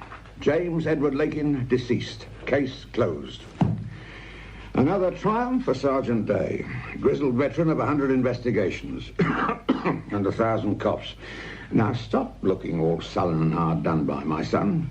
You have to show me a bit of respect when I'm an inspector. Well, I might respect the rank, but not the way you got it. At my age, son, just getting it's enough. Whatever promotion I get, I'll earn. I'm sorry, Sarge. Forget it. I know who killed Lakin. Forget that as well. The case is closed. Who? Smith. You're mad. Look, the reason I'm late is because I've been chatting to one of the security guards at the research centre. It turns out he's an ex-cop, only been there a week. The old loyalties are still strong. He saw Lakin leave in his sports car last night. So? Only Lakin wasn't driving. Smith was. Lakin was propped up in the passenger seat with a safety belt holding him up. Well, the guard said he looked as if he was asleep or drunk. I say he was dead. Yeah, and Smith killed him? Yeah. Why? To sabotage this research project. The girl was working on it, so he killed her. Lakin was working on it, so he killed him. Wouldn't it have been easier to have killed Dr. Kendrick? After all, he's the key man. Dr. Kendrick has security men guarding him night and day. So he has. Well? Well, what? Well, what are you going to do? Yes, you might be right about Smith. Any man who begrudges a couple of hard-working coppers a cup of coffee is evil. But what evidence have you got? The courts aren't on our side, you know. You've got to convince them. So Smith was driving Lakin's car. Is that a crime? And you think Lakin was dead at his side? You try and prove it. So he's going to get away with it? He won't be the first if he does. You haven't got enough evidence to convince me, and my standards are lower than anybody's. Now, forget all about it and get down to some real police work, starting with sticking those back in the filing cabinet. Okay. Sarge, we've got it. Hey? The filing cabinet. Look, you want evidence. I can give you cast iron evidence. Did anything strike you as odd in Smith's office this morning? No. The position of his filing cabinet. When he wanted Lakin's personal file, his hand stretched to the side of the desk where the filing cabinet should have been. Then he remembered and he walked across the office to it. Yes. You could see the square of carpet by his desk where the filing cabinet had been. He'd only just moved it. He had to point it out to his secretary when she was looking for his out tray. Well, why did he move it? And why to that particular spot? Please, tell me. Because there was something on the carpet he'd have to cover up. A blood stain. Blood from Lakin's head when he killed him in his office last night. It's a good theory, son, but where's the proof? We move the cabinet and look underneath. If there's a blood stain, we've got it. No, he'd never let us in. Get a search warrant. What, on a Ministry of Defence department? And what happens if I defy the super and the chief constable and then his lousy carpet fails to oblige us with a blood stain? No, forget it. They needn't know. Look, suppose we don't make it official. Suppose we sneak in and look round there tonight when everyone's gone home. You're mad. We'd be in and out in 5 minutes. Breaking into someone's office at night? They'd bust me if they found out. I've already agreed with the super. The case is closed. So that's the end of it. All right, Sarge. Forget it. I just thought you might like to start acting like a proper copper for a change. I won't jeopardise your precious promotion. I'll go on my own. Not if you're ordered not to, you won't. Oh, I see. Putting rank on me, are you, Sarge? Yes, I am. Now, sit down. I said sit down.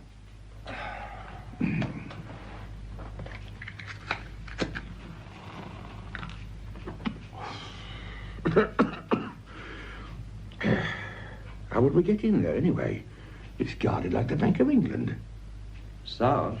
Yes, I know. It just proves I'm as stupid as everyone makes out. That ex-copper's on tonight. He'd let us through. I'll pick you up about 9:30. Come on in. In we go. It's locked, Sarge. Well, he didn't know we were coming, did he? Out of the way.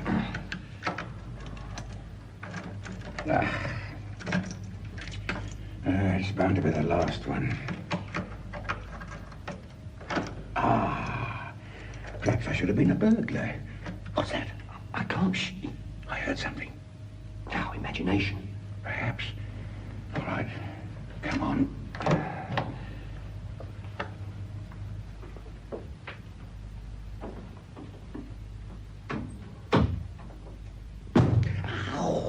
You found the cabinet? Gosh, my knee has.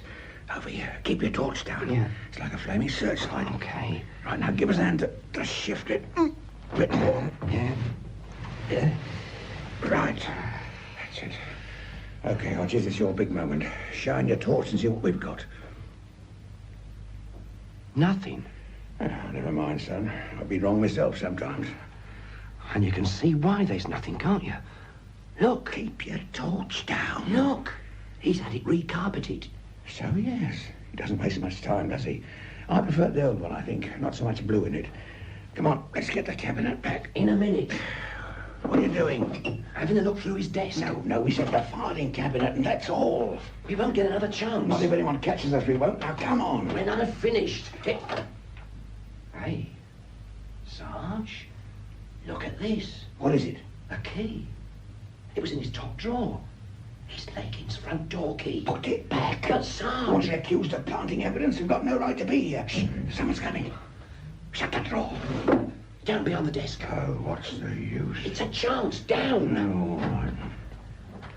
It's Kendrick. Operator? I want the police. Operator. Why do you want the police, Dr. Kendrick? Who are you? We're police officers. We were here earlier today. Oh, yes, I remember. Oh, thank goodness you're here. The phone seems to be dead. Well, let me try, sir. Yeah, it's probably off at the switchboard. It's my turn. Someone's trying to kill me. Why do you say that, sir? Someone's been following me. Are you sure? Yes. Listen. It's him. Switch off the torches. Dr. Kendrick, are you there? Oh, it's Mr. Smith. Thank goodness. Hodges, open the window. Get the doctor out that way. Make for the car and radio for help. I'll hold him off. He's dangerous, Sarge. He's a killer. I'm frightened enough, thanks. Now get Kendrick out of here. This way, Doctor. Hurry up, I can't hold it much longer. We're through. Right. Let me go. Oh, no, you don't. Drop that. Drop it. Oh, my arm. Keep still and it won't hurt. Detective Sergeant Day? Yes, sir. I'd like you to come down to the station with me, if you wouldn't mind. Where's Dr. Kendrick? He's quite safe, sir. Safe, you fool. He's nearly killed his guard tonight. Now, where is he? Nearly killed his guard? He's killed twice before. He can kill again. Where is he? He's gone with Hodges to the car. Oh, I hope for your sake Hodges is all right. Come on, let's find them. There's some of my guards. You men, over there. Where did you leave your car, Sergeant? Just round the corner. There. Oh, my God. Sergeant, Mr. Smith, someone smashed this man's head in. He never remembers afterwards. Oh, now, put that down, Doctor. Just put it down. Oh, that's right. All right, Peters. Take him and look after him a bit better this time. Who would want to do a thing like that? Come along, Doctor. You come with me. You just come along. Hodges, you all right? Oh, let's have a look at. Oh. Aye. He's lucky. Must have been a glancing blow. Nothing's broken. Oh. What happened? How'd you feel? Oh, something hit me. Yes, it was Kendrick. Are you all right? Yeah. Kendrick? The most outstanding research chemist this country's ever known. He's a genius. He's insane. It is possible to be both. When he's lucid, he's brilliant. And when he's insane, he kills. Yes. We've watched him carefully since the girl. Laking knew the risk. He must have been careless. Tried to make his death look like an accident. I didn't notice the shoe. I'm going to have to arrest him, Mr. Smith. Out of the question, I'm afraid. His work's far too important. He's so near to success. But he could kill again. Possibly.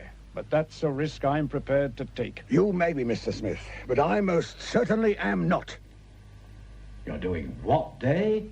Shut the door, would you, Hodges? Sir? I'm charging him with murder, sir. There's big issues involved here, Day. Surely Mr. Smith explained them to you. Oh, he explained them, sir, but no one's above the law, no matter how important they are. At least that's what they taught me when I joined. Kendrick has killed twice, he could kill again. But the work he's doing could save thousands of lives. Yes, they used a similar argument when they dropped the atom bomb. I'm charging him with murder. You haven't a shred of evidence. No, sir. Firstly, there's the missing shoe. What missing shoe? I've got the mortuary attendant's report here. There were 2 shoes on the body when it was brought in. Show me. This isn't the same report. It's been altered. That's the only report now in existence.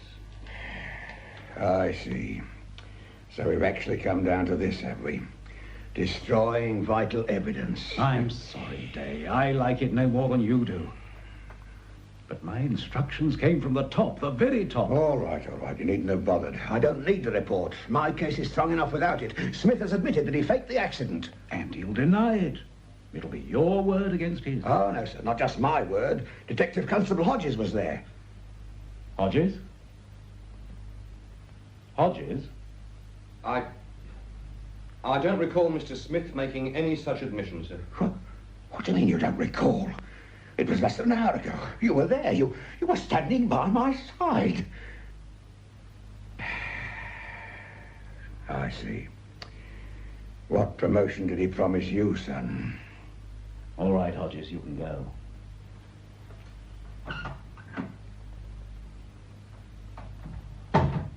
Don't think too badly of him, Day. He took a lot of persuading. And, speaking of promotion, I've got a bit of bad news for you, I'm afraid. Will you have a cigarette? Murder Locked Out was written for radio by R.D. Wingfield.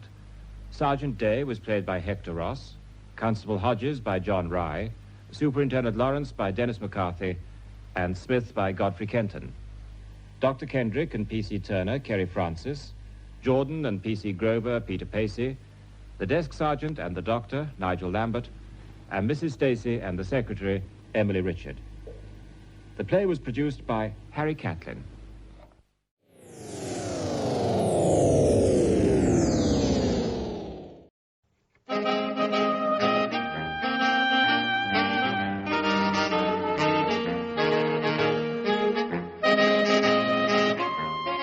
The Antisocial Behaviour of Horace Rumple by John Mortimer.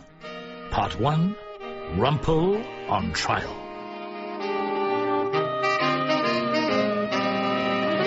The life of the Old Bailey hack has more ups and downs in it than the roller coaster on the end of Brighton Pier. At one moment you may be starring in a sensational murder in court number 1 at the Ludgate Circus Palais de Justice, and the next you're down the Snaresbrook magistrates on a trivial matter of purloining a postal order or the receiving of stolen fish. Dear Diary, Rumpole is down in the dumps. He's suffering from an acute shortage of work, which makes him almost impossible to live with. Rumpole in a high mood when he's engaged in an important murder trial, for instance, is not an easy man to live with either. If he wins such cases, it's even more impossible. And I'm expected to listen to quotations from his final speech, and am asked if I have ever heard of a better courtroom advocate. When he's down in the dumps, however, and without any interesting briefs, he tends to sit in silence, only occasionally stirring himself to ask if we can't cut down on essential household cleaning materials.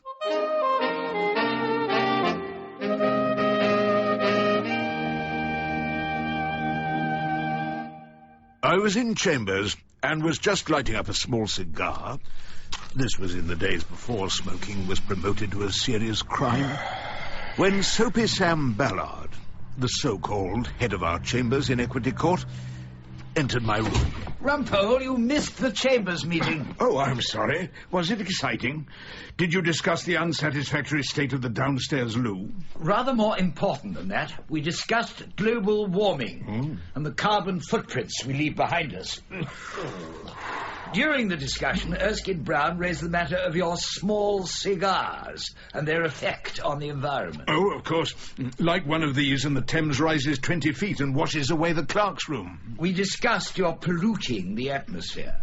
Liz Probert said you've been known to keep slices of cold steak and kidney pudding in your filing cabinet. God knows what that'll do to the tides round Bognor. As head of chambers and one of Her Majesty's Council, it is my duty to tell you that you must become environmentally friendly, Rumple, or else further steps may have to be taken. On that unfriendly note, the head of our chambers left me. I was furious. It was galling to have Ballard flaunting his QC in my face when I was called to the bar years before him. It was then I had my first glittering vision of Rumpole in a silk gown ordering Ballard to keep the lavatories clean. I resolved to make my application for the front row. Yes? Mr. Rumple? It was Bonnie Bernard, my favourite solicitor. Oh, what are you bringing me, Bonnie? A murder, or at least a grievous bodily harm? Nothing like that, I'm afraid. It concerns a member of the Timson family. Oh, I've got to hand it to the Timsons. Their brand of ordinary decent crime keeps the Rumple family in groceries. This concerns Bertie. I remember him. An unsuccessful bank raid. Indeed. He turned up late for it. Overslept, apparently. Yes. Well, this is his young son, Peter. He's 14 years old, been done for kicking a football. Is football a crime, then, nowadays? Like smoking? It can be. If you kick it in the wrong place, they can get an antisocial behaviour order against you. And if you do it again, you get banged up. I see. And where's this sensational trial taking place? Not the Old Bailey. I'm afraid not. The South London Magistrates' Court. The prosecution at the South London Court was a fresh-faced young solicitor by the name of Parks. He was as seriously excited as if he were opening a case of high treason. In this particular part of Clapham, Madam Chair, Beechwood Grove, an extremely respectable street, is inconveniently close to Rampton Road, which houses rougher and far noisier families. It was from this road that the defendant, Peter Timson, kicked his football into Beechwood Grove. This was particularly annoying to Mrs. Englefield, a healer who treats patients in the quietness of her home. Madam Chair, I think you have Mrs. Englefield's statement? We have read it carefully, Mr. Parks. And, of course, this Mrs. Englefield will be called as a witness, so I may cross-examine her. The chair of the magistrates had a pale, forbidding face and a hairdo which looked as though it had been carved out of yellow soap. Cross-examine her? I don't think we need that, do we, gentlemen? I don't think we need to see her. No, I think not. Her two bookends were a fat fellow with a trades union badge on his lapel and a lean and hungry-looking character who might have been a schoolmaster. There's no need for that, Mr. Rumpole. We shall proceed on the written statement. So this child defendant is liable to be convicted on evidence which has never been tested in court. You are free to call him Mr. Rumpole, and you may address us, of course. That's very generous of you. I saw no point in calling young Peter to admit the charge against him, so I relied, as usual, on the final speech. What is antisocial behaviour? If you ask me, I would say that the world has advanced towards civilization by reason of antisocial behaviour.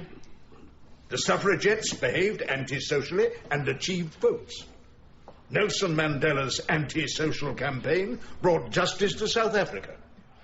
Now, this young person, this child I represent, this young Pete Timson... Who is neither a suffragette nor Nelson Mandela. Perhaps he is something even better. An innocent child. Innocently playing football. Don't spoil his future with an unnecessary conviction. Mr. Rumpole's speech-making may be effective in the Old Bailey, but we are not a jury and not to be swayed by his oratory. Peter Timson is forbidden to enter Beechwood Grove. What? Done it now, haven't you? For any reason, and certainly not with a football. Disobey this order, and we shall not hesitate to bestow a custodial sentence. Madam Chair, quite clearly, had never been a child.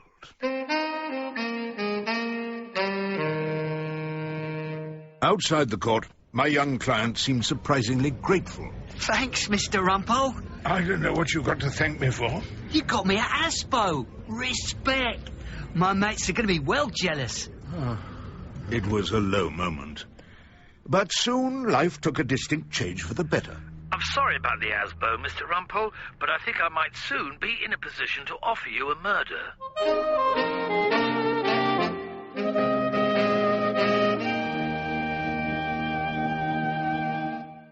Our new client was a clerk in some anonymous government department. His name was Graham Weatherby, and he was accused of the murder of Ludmilla Ravenskaya, who had offered brief intervals of love for sale in a flat in Flight Street, near Paddington Station. My initial enthusiasm for the case had been seriously diminished by the fact that Weatherby insisted on having a QC defend him. To my chagrin, Soapy Sam Ballard was introduced into the case, But I was doing my best to help him by asking the right questions. So you say you rang the number you found written up in a telephone kiosk? Yes, I did. It said, "Happy afternoons offered, a full personal service." Did you often make such assignations during your lunch hour? Quite often. It was the only time I had available. You went to her flat, and the concierge, Anna McKinnon, let you in. She showed you to a small sitting room with a door which would open when Ludmilla was ready to entertain you. Did she tell you that she was on her own at that point, and not with any other client? I think I should make it clear that I will be asking these questions when we come to court. I am your QC, and Mr. Rumple, of course, is my learned junior. Whose duty it is to establish the key questions for you to ask? In a sense, yes. So you went into the small sitting room. How long were you there? Anna McKinnon, the concierge, says it was about a quarter of an hour. It was around 10 minutes. My lunch hour was drifting away. I knocked on the bedroom door. "Ludmilla? Shall I come in now?" There was no answer. But I went in all the same. And? Ludmilla? Oh, my God. Oh, my God. She's dead. Oh. Ludmilla. Oh.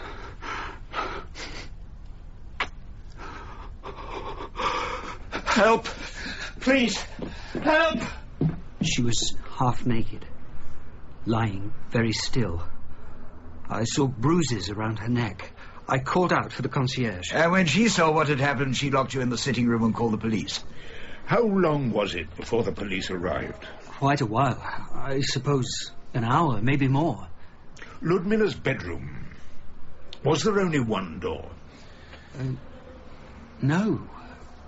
No, there was another door next to her bed. I noticed it as I bent down to look at her. Mr. Rumple has gone into the details, Weatherby, but I have to look at the big picture. The point remains that the woman of Ravenskaya was seen alive before your visit. During your visit, she was found dead. You must realize that we can hold out very little hope in your case. Until I've cross-examined the prosecution witnesses, including the forensic expert, we can't say that there is no hope. You seem to have forgotten, Rumple, that the duty of cross-examining the prosecution witnesses will fall on me. Quite. Then perhaps there was no hope after all.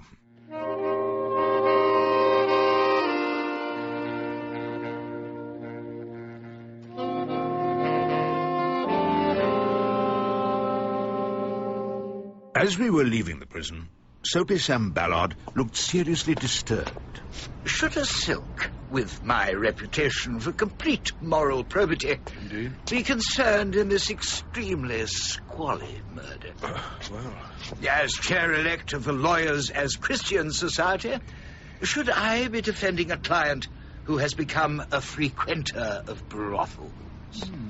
I would like to have said that's exactly why he needs defending, but I didn't.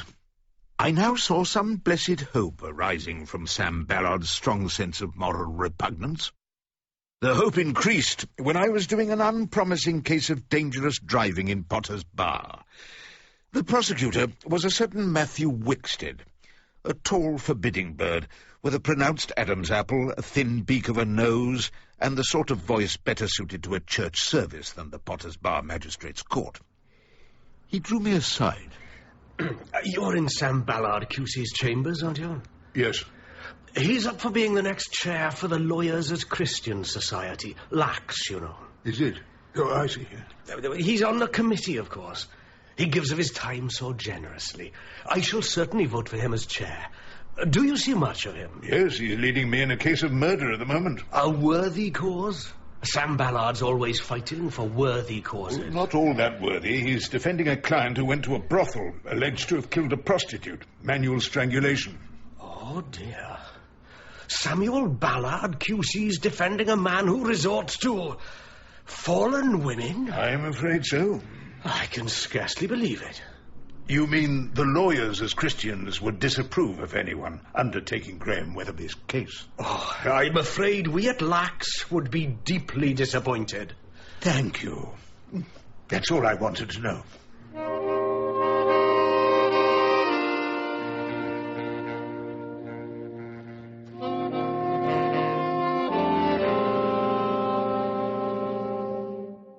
It was a sharp spring morning some weeks later, with a wind that sent our trouser legs flapping and into which we leaned forward like skaters, when Soapy Sam Ballard and I were on our way back from the Old Bailey, where a judge had fixed a date for Graham Weatherby's trial.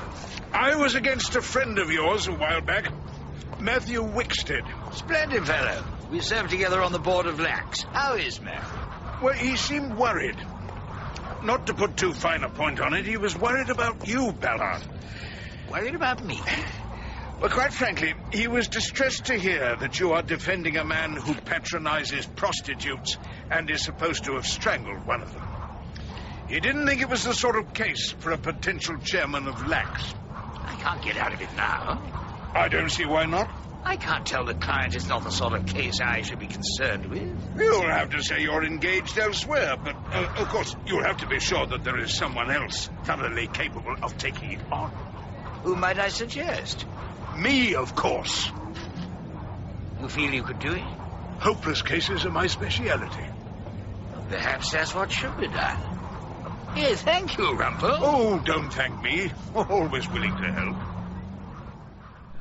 Now, Mr. Weatherby, I must explain that Mr. Ballard is unfortunately engaged in another case, so you'll just have Mr. Rumple defending you.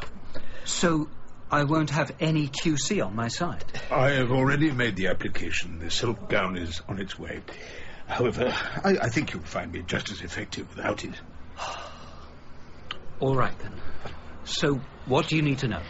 Now, I wonder, that mark on your face, have you had it since you were a child? Since I was born. That's why it's called a birthmark. And he put up a hand to cover his face. A childlike defense. Something he'd been doing all his life. You think that's why girls don't want to go to bed with you? I don't know. I never asked them. Why not? Because I know what they'd say. So, it's because of the mark on your face that all your experience of sex has been with prostitutes? They don't mind about it. Not if you can pay them enough. Let me get some details of events clear. What time did you arrive at the flat? Just before 1.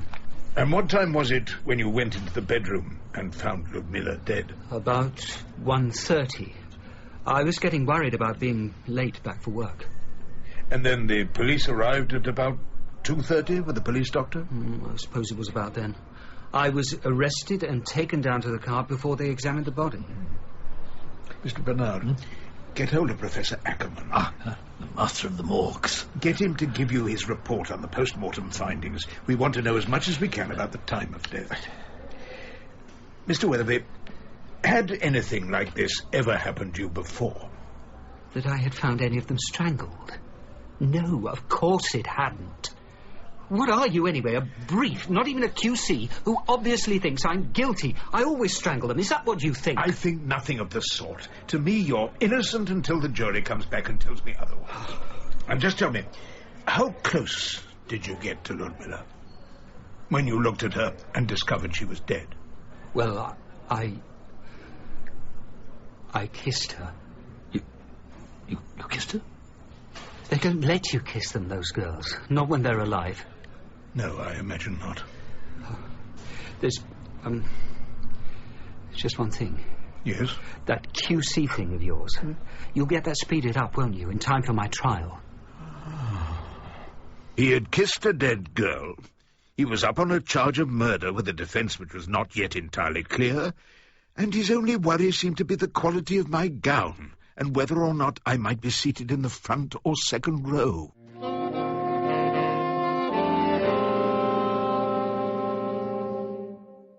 I haven't been very regular in keeping my diary of late, but now I must record something which is going to make a complete change in my life, and may come as something of a shock to Rumple. It happened at an afternoon bridge party at my friend Marcia's house. Sir Leonard Bullingham, now a High Court judge, had an afternoon off and was my partner at the bridge table. On the whole, he played well enough, although he tended to go off the rails, as I pointed out to him in the post-mortem after one of our games. If you led a small spade, we could have finessed their queen. As it was, you led a heart for no particular reason that I could see. Wonderful. It wasn't wonderful at all. You should have remembered that I'd bid spades. No, it's wonderful that you have such an incisive mind, Hilda, and a clear memory for every card that's played. These are the sort of talents needed for a great courtroom advocate. Pity you never considered reading for the bar. It was then the thought was planted in my mind. Before we left Marcia's, Leonard suggested a further meeting. I know you've elected to stand by Rumple through thick and thin, Hilda, but I hope that doesn't prevent us having another occasional date. Purely platonic, of course. I told Leonard that I would have no objection to meeting him occasionally. I didn't care for that platonic thing he mentioned, as though he flattered himself that there was a chance of it being anything else. The truth was that I needed Leonard's help in what has now become my great decision. I will read for the bar.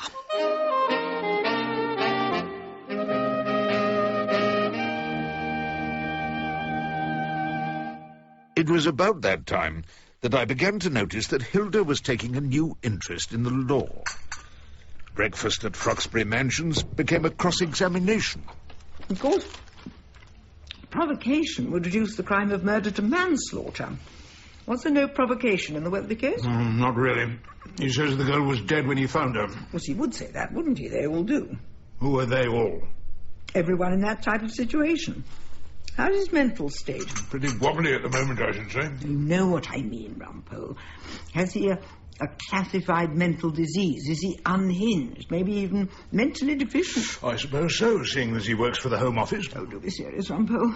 What I mean is, as I'm sure you realise, could he go for diminished responsibility? I hardly think so. He seemed to be quite bright. For a civil servant, that is. It's saying things like that, Rumple, that so irritates judges. You want to avoid these little jokes you're so full of. They don't do any good at all. No provocation, no diminished responsibility. Good to have a practical case to work on. I'll have to give R.V. Weatherby some serious thought. I'm sure that may be of help, but there is only one thing that my client insists upon. What's that? He wants me to become a QC. He wants to be defended by a silk. Really? And have you agreed to that, Rumple? I thought I might have a bit of a go at it. And I think you'll need a helping hand. You must get Leonard Bullingham on your side, and then, well, we shall see what we shall see. More toast? There's one slice left. Oh, yes. Thank you, Hilda. And I was left wondering at the new interest in the law, taken by she who must be obeyed.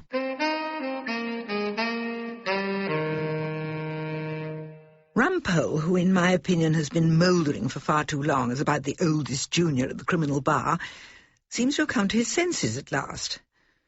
Of course, Rumple will never be as distinguished a QC as Daddy, to whom Rumple's murder cases seemed very down market. At least no one had to die to provide my father with work. I had told Rumple he should get Leonard Bullingham on side, and a week later I heard the result. After we had bid and won a satisfying 4 hearts, Leonard pulled out a crumpled letter. A letter from your old man. I looked at the letter. My dear old bull, my wife may have told you during the course of one of those tedious card games you both appear to enjoy that I'm thinking of putting on a silk gown and joining those QCs, queer customers is what I call them, who loll around the front row in various courtrooms, relying on their underpaid juniors to do all the hard work. In support of my application, I need to call a client and a judge who can speak well of me. As a client, I can call any member of the Timson family, whom I may have rescued by my skill as an advocate from the shades of the prison house. Finding a decent criminal is easy. It's harder to find a judge who would be equally helpful. Looking back on the cases I did before you at the Old Bailey, I feel sure that you would be pleased to admit that my arguments were, on the whole, arguments based on the interests of justice. so I feel sure I can rely on your support for my present application. Your old sparring partner, Horace Rumple. P.S. I'm sure my wife would welcome your support for the Rumple case. She has wondered why my undoubted talent as an advocate has not yet elevated me to the same rank as her late father. It's for her sake that I have had to plead this most difficult of all cases, my own. Hardly the most tactful way of asking for a favour, is it? Well, you know Rumple. But I've been thinking, Leonard, you told me that when you become a QC, you rule yourself out from all the smaller, less important cases. Let's say you're no longer offered the bread and butter. You're kept for the caviar and roast goose. So Rumple wouldn't be able to deal with all the petty crimes the Timson family get up to? Certainly not. Such minor offences wouldn't be considered worth the expensive employment of a leading QC. So they could be taken up by someone who had only recently been called to the bar? Hilda, can I guess what you're thinking? I'm thinking that you should do all you can to help Rumple to become a QC.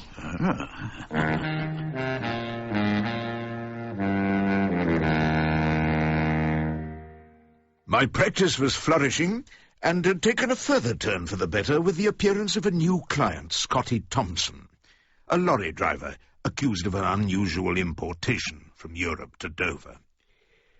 I was back again in the interview room at Brixton Prison. I had no idea what was in them cases, Mr. Rumple. That interview room had recently become a kind of home from home. It was there that Bonnie Bernard and I met Scotty Thompson.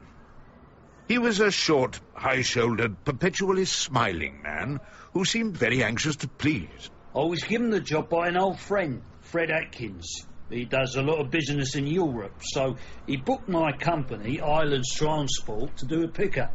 That pickup was down by Georgia, close to the Russian border? You got it, Mr. Bernard.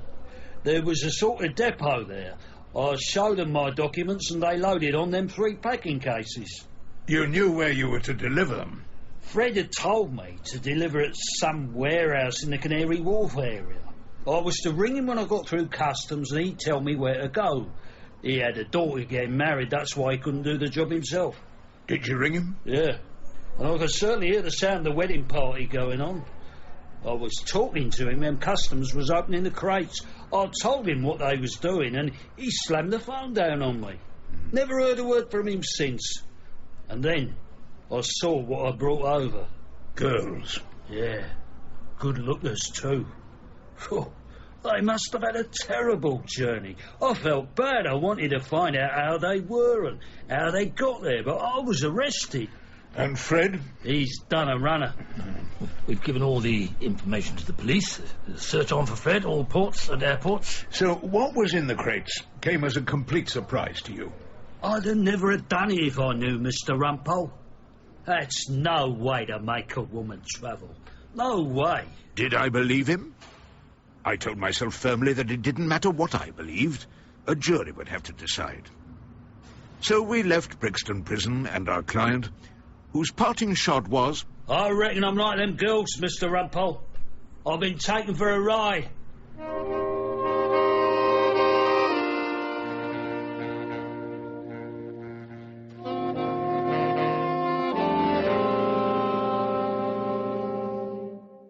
Briefs are rather like buses. You wait an age to get one, and then a whole platoon of them turn up at the same time. Now, thanks to the industrious Bonnie Bernard, I had not only young Peter's Asbo and Graham Weatherby's murder, but also Scotty Thompson's importation of illegal female immigrants.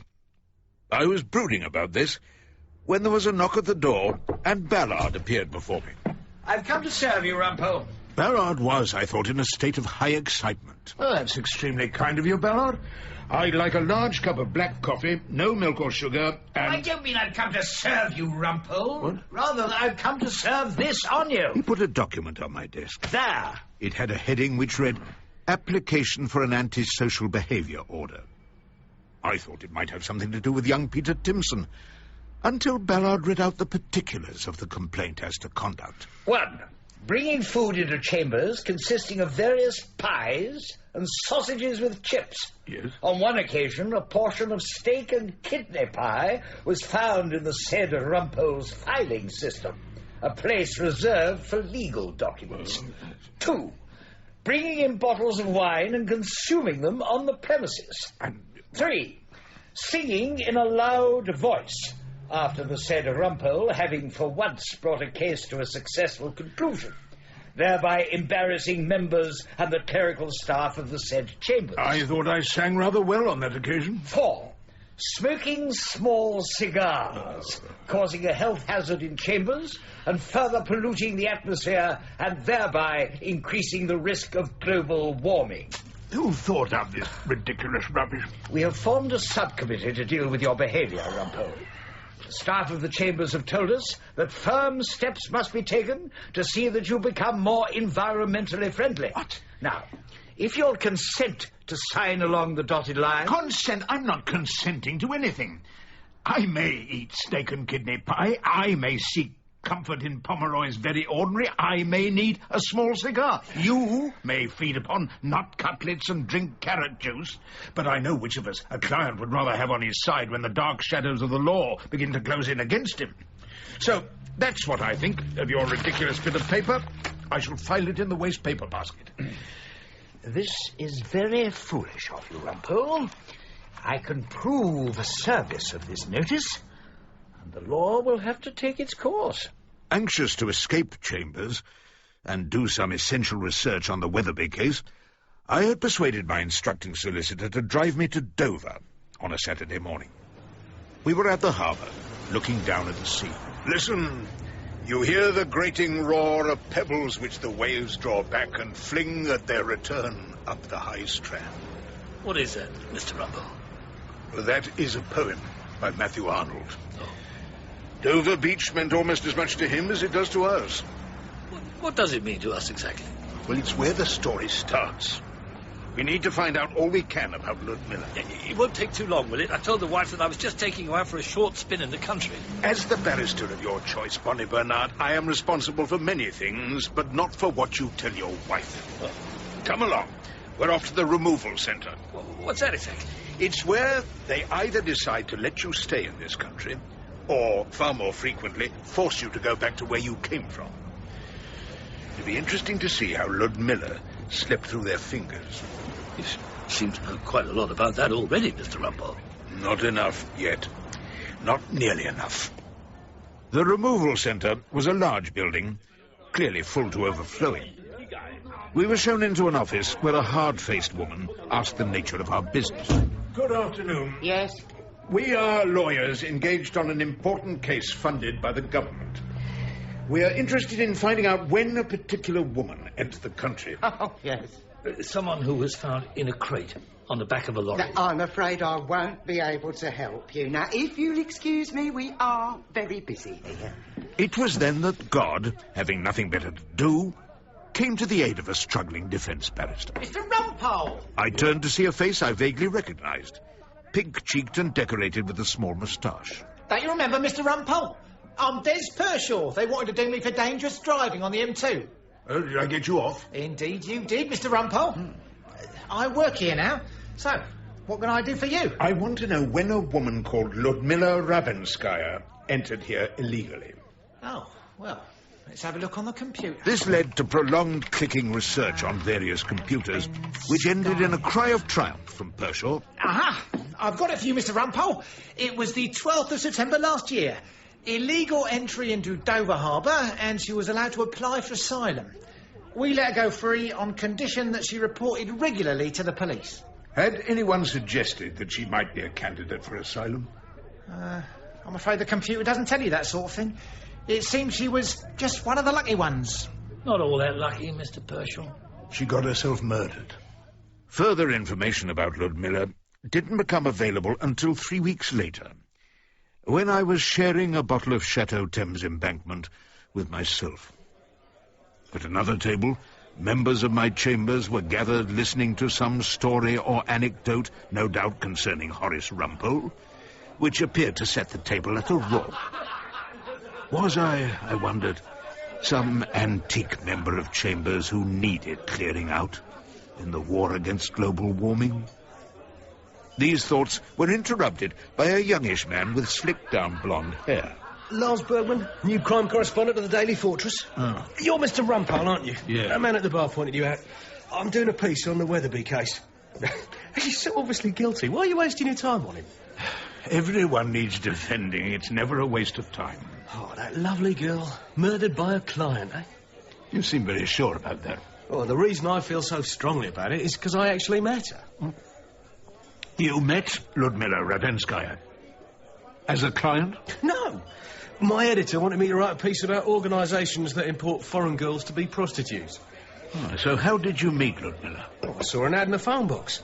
Exotic Russian beauty will show you that the Cold War is over. Sounded a possible lead, and there was a telephone number. So you went to Floyd Street? And met Ludmilla, yeah. She thought I'd come for sex, of course. But I told her I'd come for information, which would be far better paid. So she told you what, exactly? Nothing that day. She said she was too busy with clients. But she told me to call in a week and she'd meet me and give me a story. She wanted half the money in advance. Did she get it?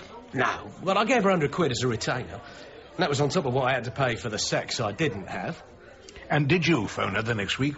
Well, before the week was up, your client, Weatherby, had shut her mouth forever. Did you see the concierge while you were there? A woman called Anna McKinnon, I believe. I guess I did. There was a woman who showed me in and said goodbye to me when I left. I told her I'd be back to see Ludmilla again. Wanted her to think I was going to be a regular, you know. You're on a hiding to nothing, Mr. Rumple. Weatherby's guilty as hell. Our editor always says barristers get fat and rich wasting public money on hopeless cases. I may be fat, but I'm certainly not rich. And your editor must be very old indeed. Why'd you say that? Born before Magna Carta, which said no one should be sent to prison without a trial by their equals. I'm just warning you what to expect. See you in court. And so he left me, and I poured out the remainder of the bottle. I pondered on the fact that Lars had brought me an invaluable piece of information concerning poor, beautiful, dead Ludmilla. She had been prepared to talk openly to him about the manner of her importation to this country to work as a prostitute. But before she was able to, she had been murdered. Perhaps someone knew she was about to tell her story, and perhaps they had resolved that it would be a very good idea if she did not. Thinking over the information that Lars had brought to me, I raised a glass to him. In spite of everything, an absent friend. So now I needed to find out more about the way in which Ludmilla might have come to be in this country. And I told Bernard to arrange a meeting in my chambers with my favourite detective, Ferdinand Ian Gilmore Newton, commonly known as Fig. He arrived, sporting the old Mac he wore in all weathers, and with his perpetual cold. Bless you. As always, it would be of some considerable help, Mr. Rumple, if I knew exactly what I was looking for. You're looking for a warehouse somewhere in the Canary Wharf area where girls are delivered in boxes. Blimey. Go round all the pubs in Canary Wharf, see if anyone's noticed any unusual deliveries. Well, that's a tall order, and don't mistake. I know you think I'm asking the impossible. You always do, Mr. Rumple, but as ever, I'll do my best. I can't ask for anything more.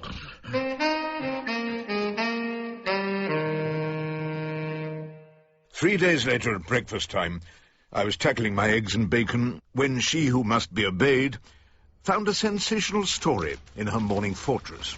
It's your case, Rumple. Which case? Your own case. Well-known criminal barrister faces jail for breaking of Asbo. Mr. Horace Rumple, famous for his defence tactics in some high-profile murder cases, is having to defend a new client in the magistrate's court himself. Soapy Sam Ballard has gone too far this time. Seems it was you who went too far, taking all that fruit into chambers. And smoking, of course. They're not exactly capital offences. Antisocial behaviour. I've always done my best to be antisocial. Well, this time it seems you've succeeded. I suppose now I'll have to do my best to get you out of this. I don't think that'll be necessary, Hilda. I think I should be judge of that. What exactly have you in mind? I have a friend who might put in a word for you. I take it you don't want that last piece of toast. No, you have it, Hilda. Although I pressed her, She who must be obeyed declined to tell me the name of her friend. So, like my clients Graham Weatherby and Scotty Thompson, I could only wait to come to trial.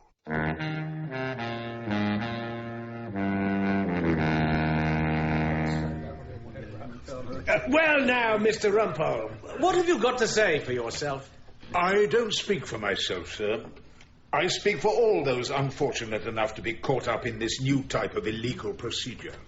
Are you calling the Asbo rules illegal? You'd better go back to Parliament and tell them they made a mistake. The crowd of journalists who'd come, delighted to watch my trial, tittered obediently, but I clung to my argument. No need for that. But you must see the absurdity of this nonsensical and inept piece of legislation. What is my crime? I've looked through the statutes over and over again, and nowhere do I find that eating at your desk is a criminal activity. I keep a bottle or two of Pomeroy's very ordinary claret in the drawer of my filing cabinet. It is not Pichon Longueville, perhaps, but drinking it, if you have the courage and the stamina to do so, is surely not a criminal offence. We live in an unhappy period when the government wants to use its legislative powers to tell us how to lead our lives. It wants to tell us what to eat and drink, what to smoke, and how we cross the road. Children are not allowed to grow fat. And if they do, they're snatched from their families and put into a home. If you smoke cigarettes, your doctor may refuse to treat your ailments. There are plans afoot to turn us into a nation of vegans who drink carrot juice and go on hiking tours to the Lake District. My case is an object lesson in this form of tyranny, which is designed to send a man to prison for eating a slice of pie. In the great days of our history, magistrates such as you, sir, stood up against a tyrannical king who tried to enforce taxes not approved by Parliament. You have your chance today, sir, to reject these illegal and inappropriate proceedings. You can stand up for justice. You have a chance today, sir, to become the Pym or Hampton of the City Magistrates' Court. You may be criticised by the bureaucrats of Westminster, but you'll be acclaimed by all those who cherish our ancient freedoms, our constitution, and the proper rule of law. I then sat down and saw the lonely figure on the bench look, I thought, a little desperately at the clock, from which he seemed to get some encouragement. I'm looking at the time. I'll give my decision at 2 o'clock.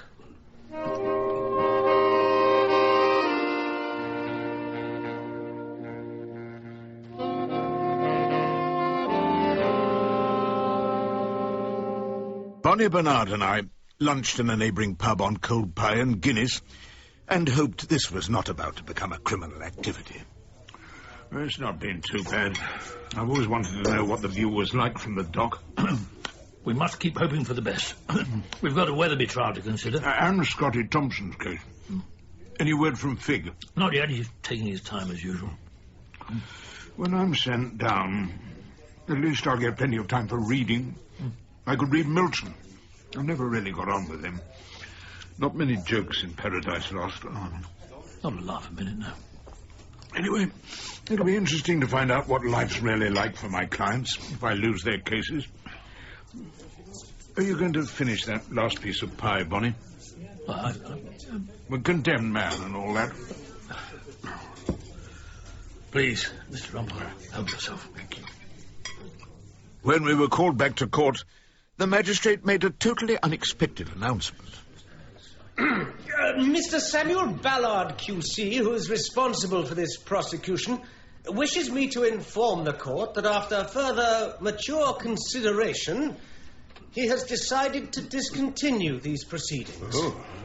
He is anxious that any custodial sentence might prevent Mr. Rumple from practising. And he doesn't think it in the interest of his chambers or the bar in general to proceed with a judgment against Mr. Rumple.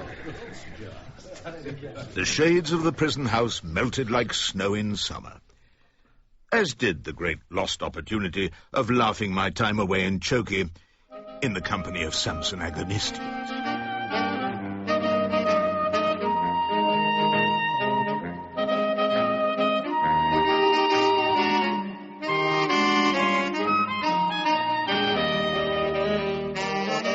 In part one of The Antisocial Behaviour of Horace Rumple by John Mortimer, Horace Rumple was played by Timothy West. His wife Hilda, she who must be obeyed, was Prunella Scales. Soapy Sam Ballard, Michael Cochrane. Bonnie Bernard, Nicholas Leprevo. And Prosecutor Parks was Roger May. Madame Chair of Magistrates was Gilly Mears. Graham Weatherby, David Holt. Lars Bergman, Matthew Morgan. Judge Leonard Bullingham, David Shaw Parker. And Fig Newton was Geoffrey Whitehead.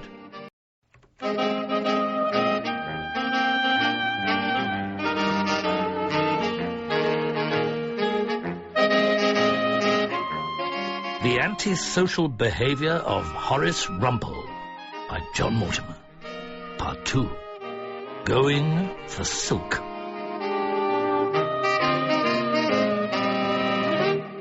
There's one thing about the life of Rumple. It's certainly never dull for long. I had survived a trial for antisocial behaviour in chambers. Now I had to try to keep young Peter Timson out of the nick for similar antisocial misbehaviour. I had to deal with this, while at one and the same time trying to do my best for young Graham Weatherby, a civil servant accused of having killed Ludmilla Ravenskaya, a prostitute. And also I was busily engaged in defending Scotty Thompson, a lorry driver, charged with aiding and abetting the entry of illegal immigrants. Added to all the above, Hilda had recently shown a new, unwonted, and surprisingly well-informed interest in the law.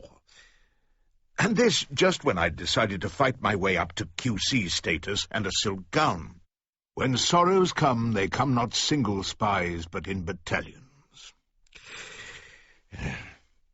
Dear Diary, Leonard has been helping me in the plans I have for learning the law.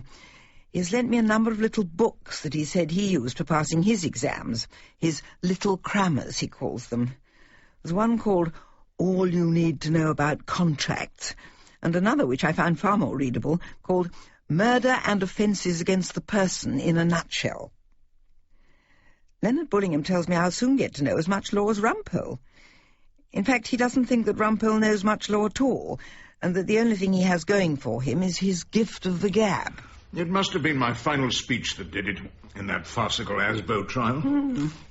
I told that magistrate that he had the chance to become the Hampton of the City Magistrates' Court, and that though he might be criticised by the bureaucrats of Westminster, he'd be acclaimed by all who cherish our ancient freedoms, our constitution, and the proper rule of law. It wasn't that final speech that did it at all, Rumpole. It was all down to Leonard. Leonard? Bullingham? Of course. He knows I want you to get your silk, so I can pick up some of your future briefs when I'm called to the bar. So he was going to ask your head of chambers not to go on with the case. Did he? I phoned to tell him that the case was on, and he got hold of Sam Ballard in the lunchtime break. Apparently, he told your head of chambers that he wouldn't be considered for a judgeship if he dragged his chamber's name through the courts. Soapy Sam Ballard's being considered for a judgeship. That is what I just said, Rumpole.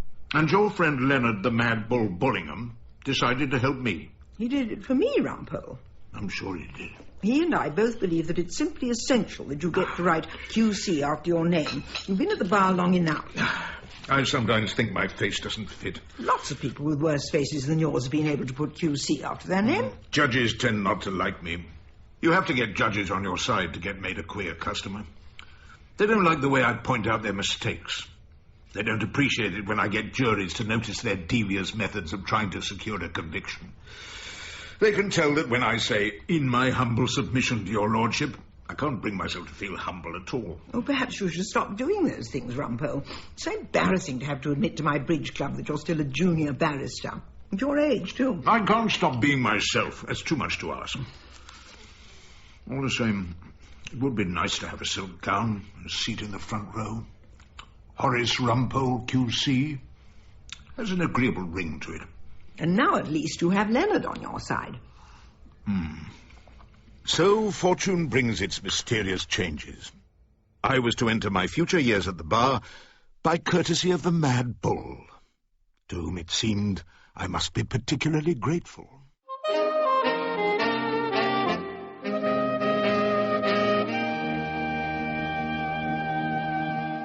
Things seemed to be moving forward apace to Rumple's acquisition of a silk gown. The committee deciding such matters contained a couple of QCs, queer customers is what I thought of both of them, and in the chair was Dame Mildred Wrightsworth, who carried on a cracking trade in the worlds of adultery and failure to consummate. It seemed that a very regular client of mine, Dennis Timson, had already given evidence of my success as a defender, and I was hoping for a short and snappy result in my favour. We've all seen your CV, Mr. Rumple. Your practice is entirely criminal. Entirely, as I wish it to be. Why do you say that? Because if you go down to the Old Bailey regularly, you'll find that all life is there. The real world, with all its sins, mistakes, and occasional beauty and good behaviour. Go and watch the huge international companies suing each other in the Queen's Bench division, and you move into a world of fantasy and make-believe. We have learned that you can be discourteous to judges. Only when they act as leading counsel for the prosecution. Only when they indulge in such tricks as responding to the defence evidence with a sigh of disbelief. Only when they jump down from the bench and fight in the arena for a conviction. Then I feel they deserve a touch of discourtesy. Otherwise, some of my very best friends are judges. Indeed, that's right. Judge Leonard Bullingham has written us a letter in support of your application. Well, there you are. Apparent enemies in court, but close friends out of it. I see. I cringed internally at the hypocrisy of this remark, but then decided that it was hypocrisy in a good cause. Speaking as one who has indulged in what you call the fantasy of company law from time to time, I'd like to ask you some questions about your attitude to crime. This came from Stephen Barnes, QC, whose long neck and disdainful expression made him look, I often thought, like a particularly unfriendly camel. I believe you mostly defend. Always. I don't like the idea of cross-examining people into choking. Very well. Then I'd like to tell you what one of your own supporters said about you.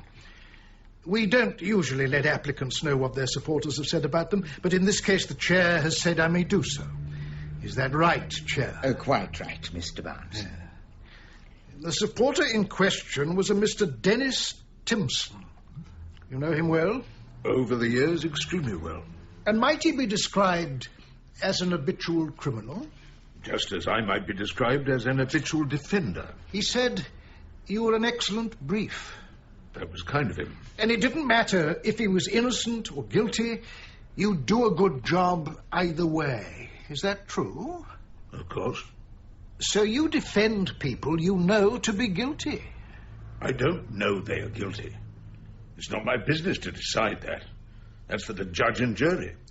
But if Mr. Timson or anyone else tells me a story that's consistent with his innocence, it's my duty to defend him. Even if you don't believe it? I suspend my disbelief. My disbelief has been left hanging up in the robing room for years. My job is to put my client's case as well as it can be put. The prosecutor does the same, and then the jury chooses to believe one of us. It's called our judicial system. It seems to work more fairly than any other form of criminal trial, if you want my opinion. So it means that you have appeared for some pretty terrible people. The more terrible they are, the more they need defending. So morality doesn't enter into it? Yes, it does. The morality of making our great system of justice work, of protecting the presumption of innocence. So you never judge your clients? Of course not. I told you, judging isn't my job. Thank you, Mr. Rumple. We've heard enough.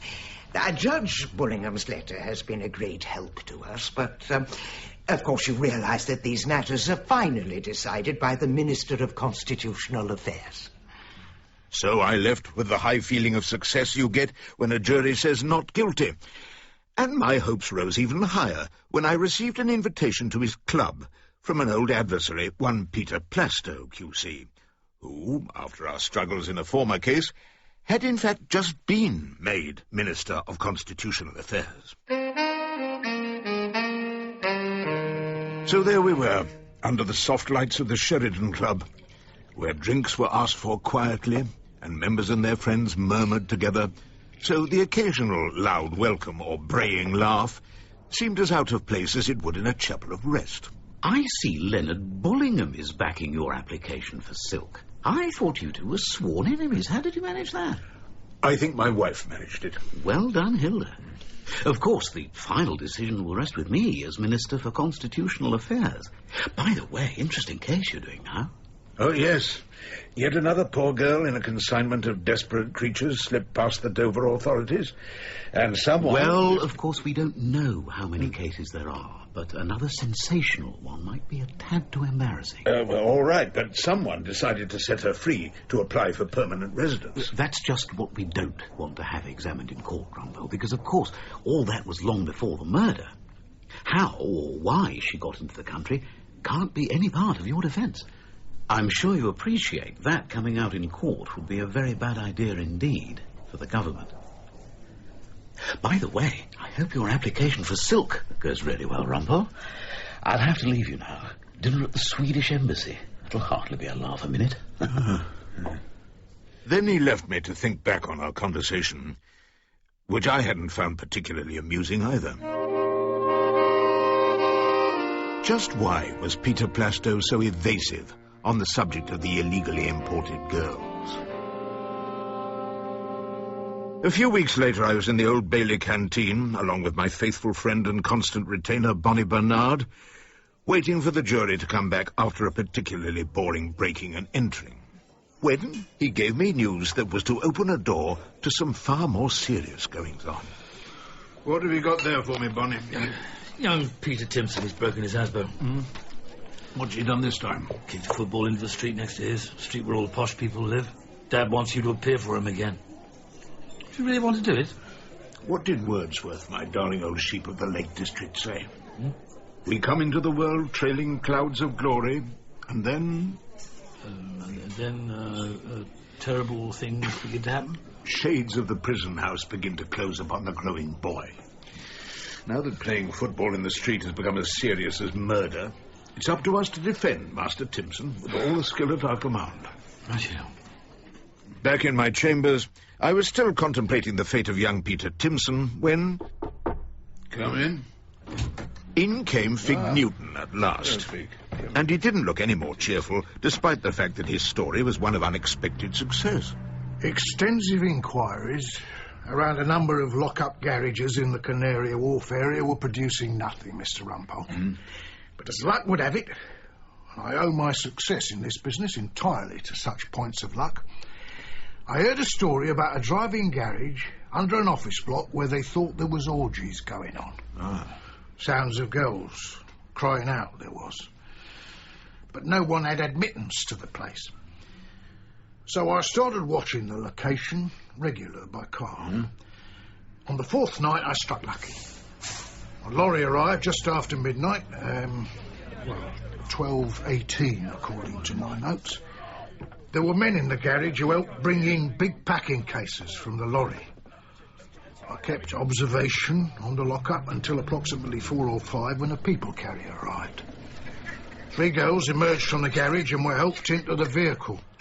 I followed them to a house in Battersea where they took in one of the girls. Then the people carrier drove on to an address in Clapham. An escort rang on the bell of the house in question, where the door was opened by a middle-aged woman who took the other 2 girls inside. People carrier drove off, but I got stuck behind some lights and she got away. Did you manage to find out who owned the lock-up garage? Do you think I'd go to sleep on the job, Mr. Rumple? The firm's name is Helsing.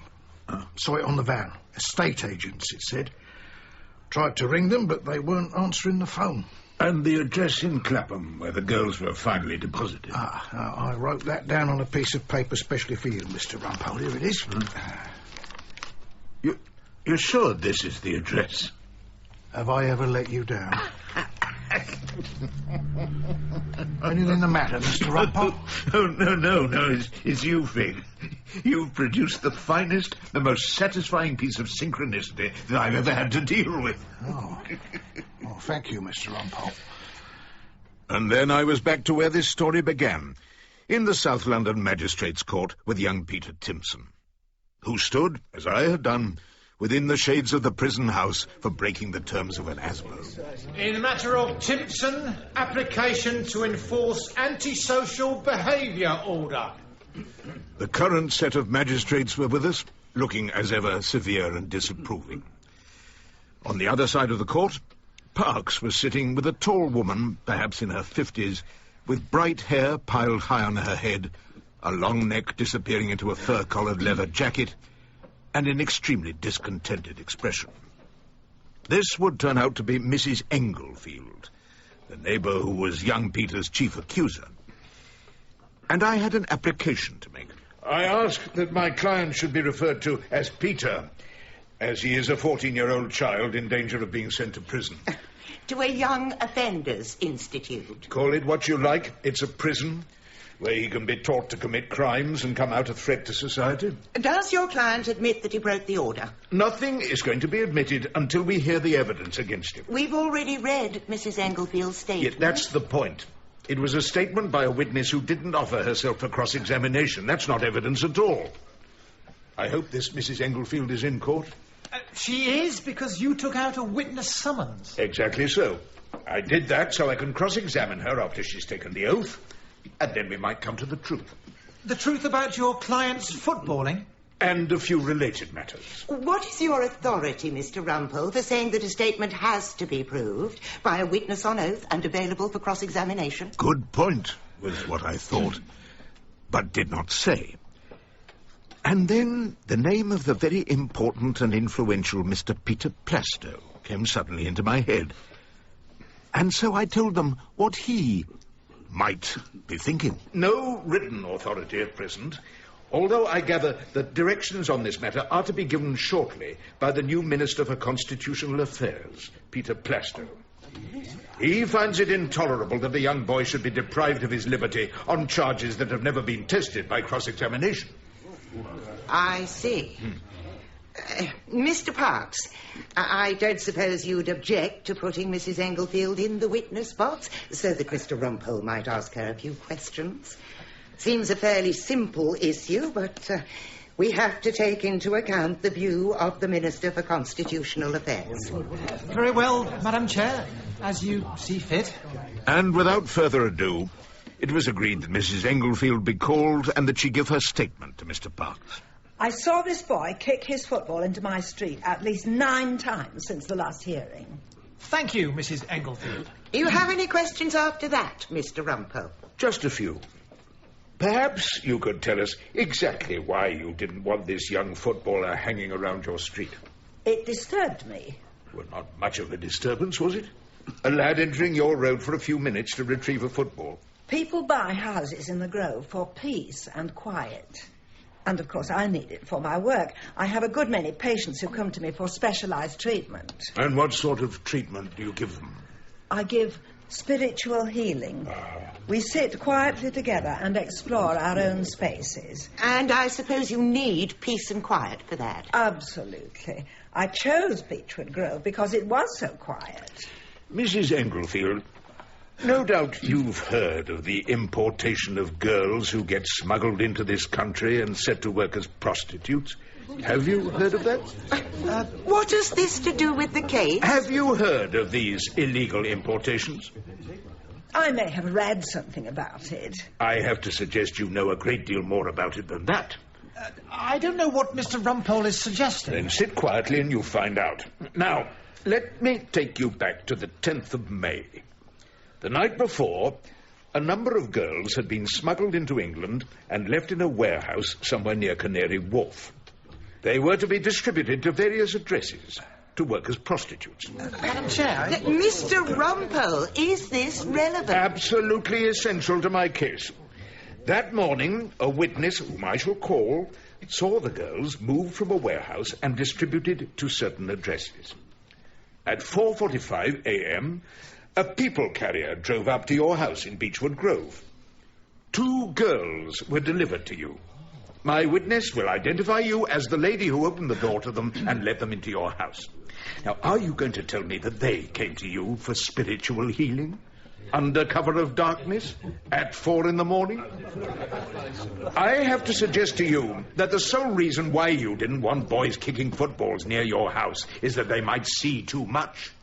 They might learn too much about you. They might tell stories of mysterious foreign girls who had been shipped over the channel in the backs of lorries and delivered in the early hours of the morning to the Beechwood Grove brothel, or home for spiritual healing. It was at this point that Parks asked for an adjournment in order that he might take further instructions. It was nearly lunchtime, so Bonnie Bernard, Bertie and his son, young Peter Timson, and I repaired to the nearest public house, where cold pie and Guinness were on offer.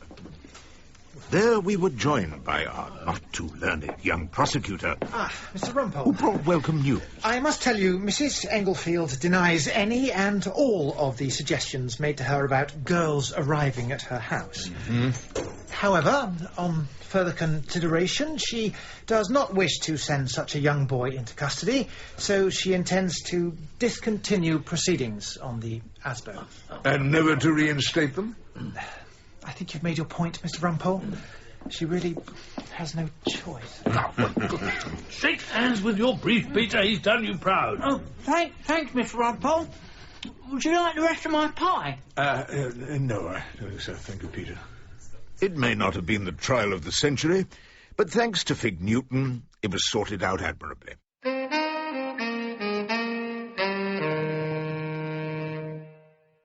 Dear Diary, Leonard Bullingham has taken a shine to Dame Phillida Erskine Brown.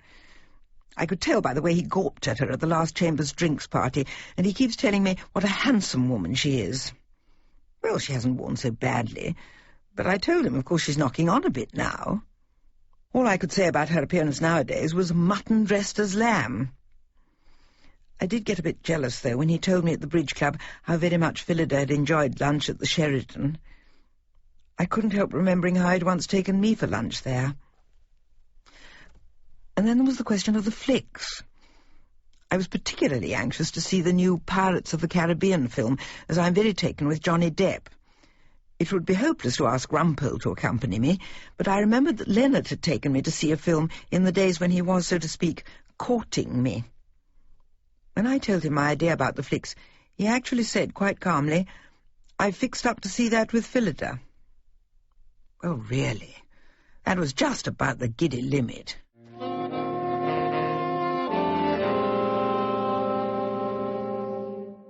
The warmth of early June had gone, to be followed by an uncertain summer with bright days, then high winds and pouring rain. The list of new judges came out, and in spite of his intervention in the Rumple-Asbo case, and Leonard Bullingham's promise of support for him, Ballard's name was not among those picked. But I was dismayed to discover that on the list was the gloomy QC Stephen Barnes, the man with the looks of a discontented camel. It was, therefore, with some sinking of the heart that I learned that the new judge was to be started off on the case that I had inherited from Soapy Sam Ballard, and was listed to appear at the Old Bailey. The tricky matter of the Queen against Graham Weatherby, on the serious charge of murder. Prosecutor Humphrey Noakes opened proceedings. There can be few cases tried in this court, members of the jury, in which the facts point so clearly and inescapably to the guilt of the accused.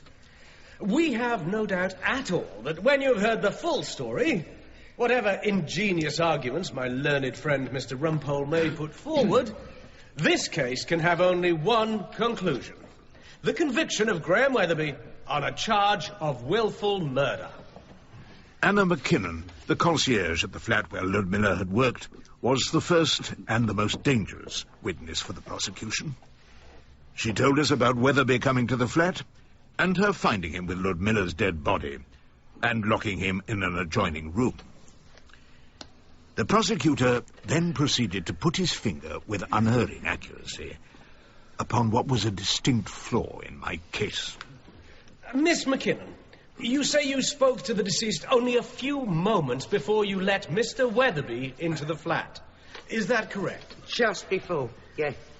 So that this third person, whom Mr. Rumple would have us believe actually committed the murder, would need to have been already hidden in the bedroom, where he strangled Miss Ravenskaya very quietly, and then escaped through the bedroom's other door, while Mr. Weatherby was waiting next door in the sitting room. That would have been impossible. Why, sir? No one could have got out the flat without my seeing him. That bedroom door only leads back into the hallway, and the front door there is the only way out the flat. And I was in the hallway. No, sir. There's no such other person. Thank you, Miss McKinnon. It was then up to me to cross-examine her, and I started out in a friendly fashion. Miss McKinnon, you have told the court that, in your opinion, no one but my client could have strangled Ludmilla. I know he did it. And having strangled her, he called you in to see what he had done. He called out to me, yeah. When what he could have done was to walk out of the flat and get clear away before you discovered the body. Isn't that what you would have done if you'd committed a murder? Mr. Rumple, this witness can't be asked what she would do if she had committed a murder. Her evidence is confined to what she saw. Mr. Justice Barnes interrupted for the first, but certainly not the last time. And what she saw was apparently a murderer who called attention to his crime and stayed to get arrested. That is a comment you may make at the appropriate time. At the moment, would you confine yourself to dealing with this lady's evidence? Very well, my lord. Had you ever seen my client, Graham Weatherby, before that fatal afternoon? Never. But I saw enough of him that day. So you had no reason to think he'd had any sort of quarrel with Ludmilla? No. Thank you for telling us that.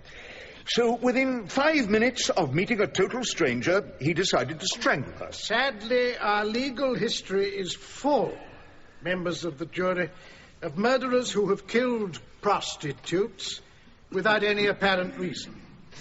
It might be done from some perverted idea of ridding the world of such women. You may choose to disregard his lordship's reference to Jack the Ripper. I'm afraid we have here a case of premature adjudication. It was a telling phrase that I'd used a few times before, and I was pleased to see that it raised smiles from at least 3 members of the jury. I turned my attention back to the witness. Let me ask you about Ludmilla. Did you know that she was imported from Russia in a crate on the back of a lorry? I think she tried to tell me something like that. Do you remember a journalist called Lars Bergman being in touch with you both? I remember a journalist visiting. Very full of himself he was. I wasn't told his name. Never ever. But you remember a journalist coming to your address. He told me he wanted Ludmilla to tell him the story of how she got to England and her relationship with the group that brought her here. Did he ask you anything about that? He might have asked something like that when he came in. It's not my job to talk to clients. Did Ludmilla agree to cooperate with him? As she said, she had. Said he'd offered her a lot of money for a story. I'm sure he did. But the organisation didn't want the story told, did they? Mr. Rumple, I wonder what exactly this organisation is. Then wander on, my lord, till truth make all things plain. The organisation that brought Ludmilla here didn't want their story told, did they? And very soon afterwards, her throat was wrung, so she could tell no more tales. Mr. Rumple, who are you suggesting did this terrible deed? Someone, my lord, who had far better motive for killing her than my unfortunate client. Someone who was afraid she'd tell the whole story. Someone killed her and made sure that her death would be blamed upon the next available client. You knew that, Miss McKinnon, didn't you?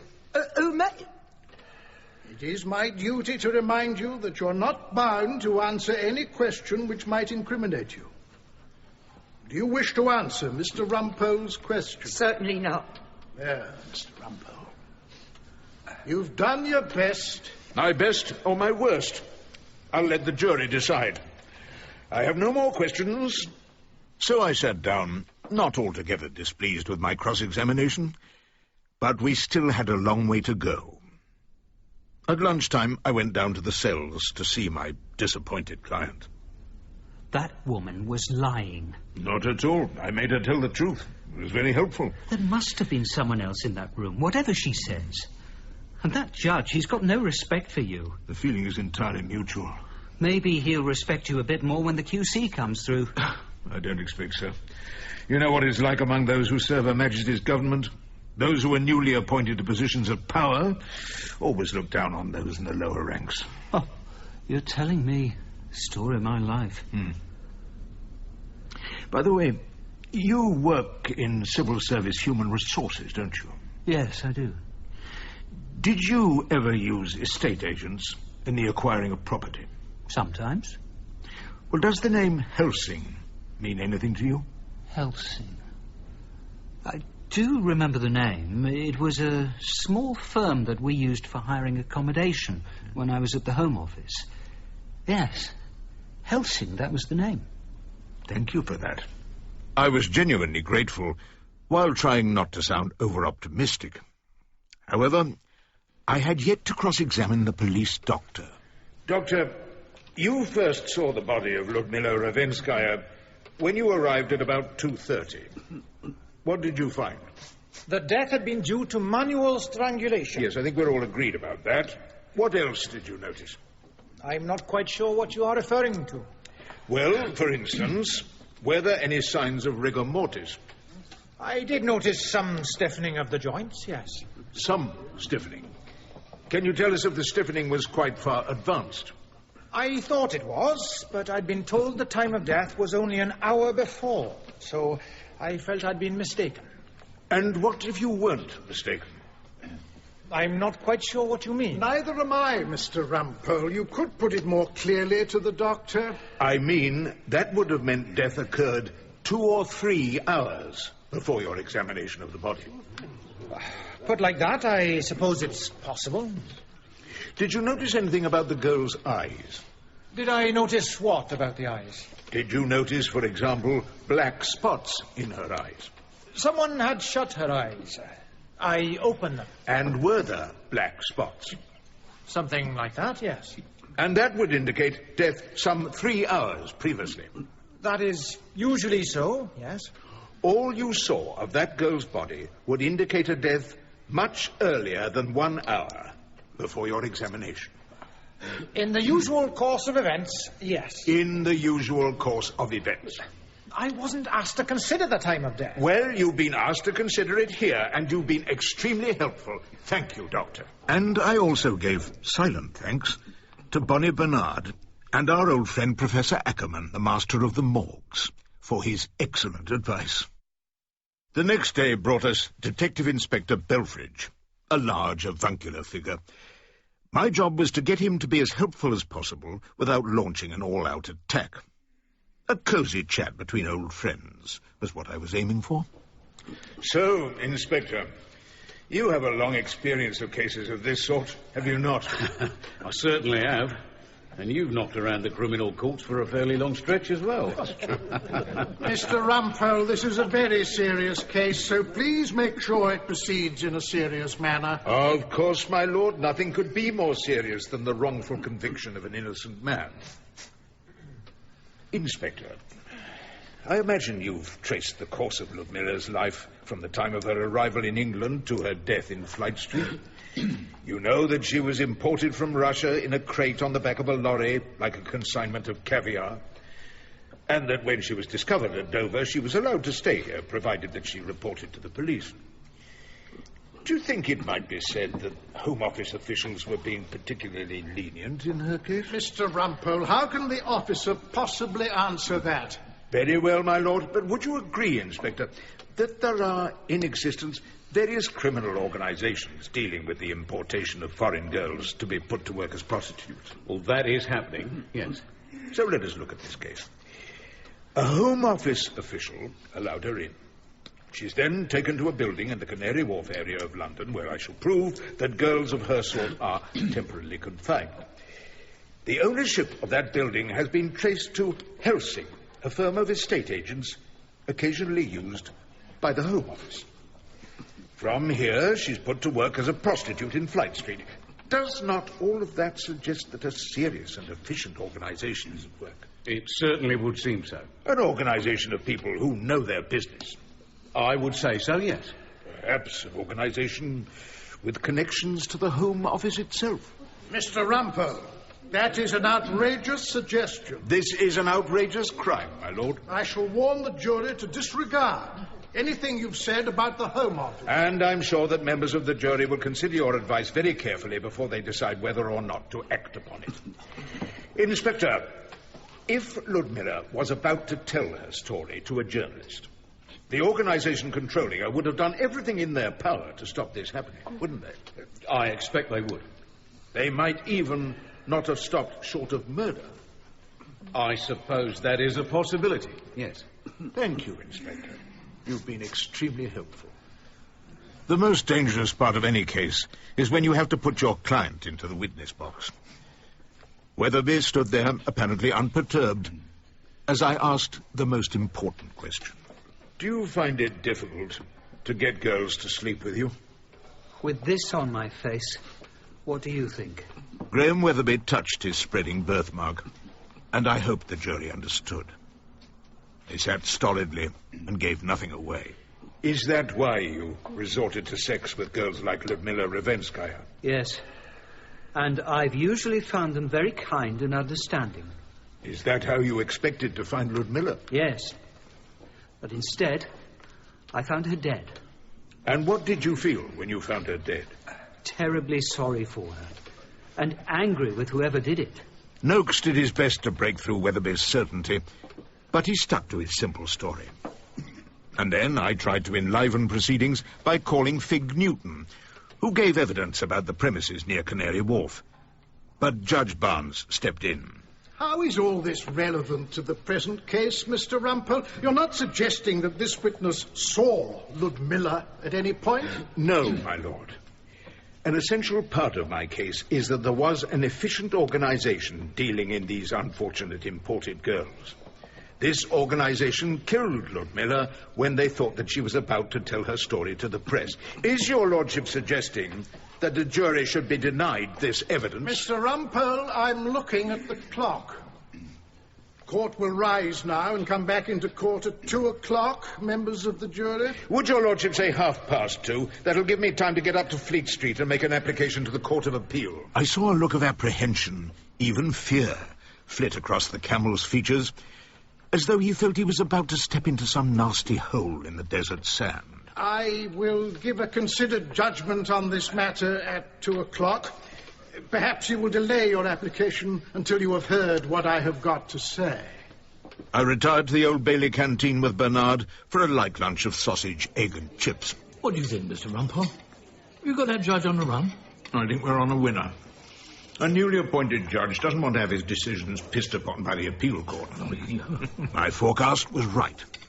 The learned camel returned from his lunch with the other judges, and with a sigh of resignation, told me I could call my evidence.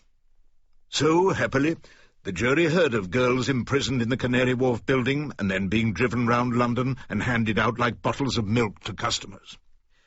I even managed to get in the story of Mrs. Englefield, who had by now been questioned by the police. 2 days later, I reached my final appeal to the jury.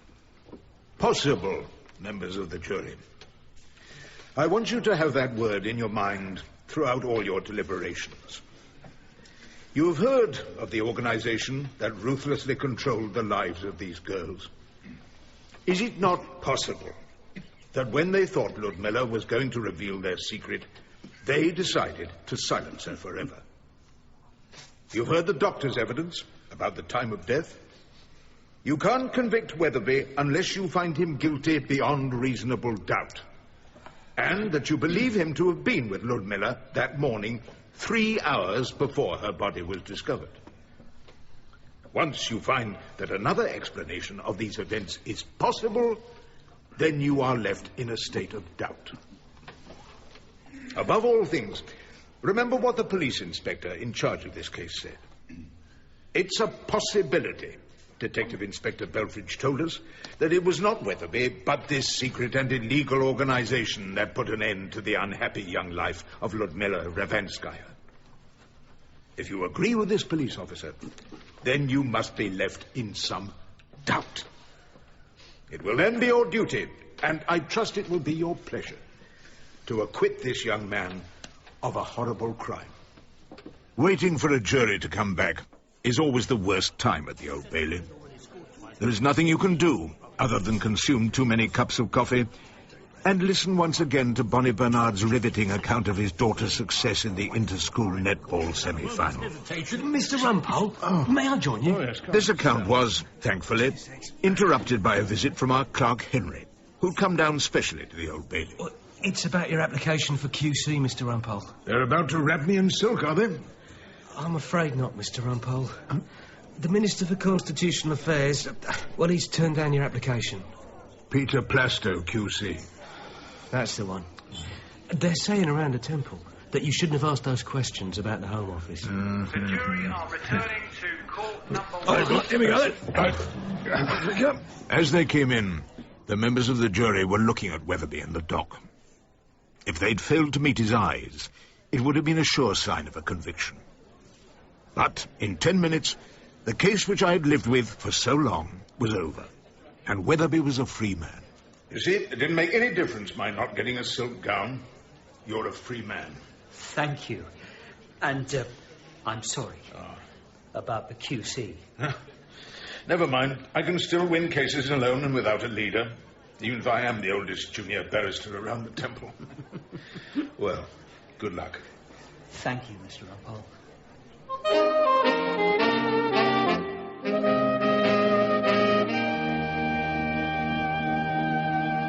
What is there left to tell? The Fortress ran a story about allegations of a group within the Home Office importing girls for prostitution.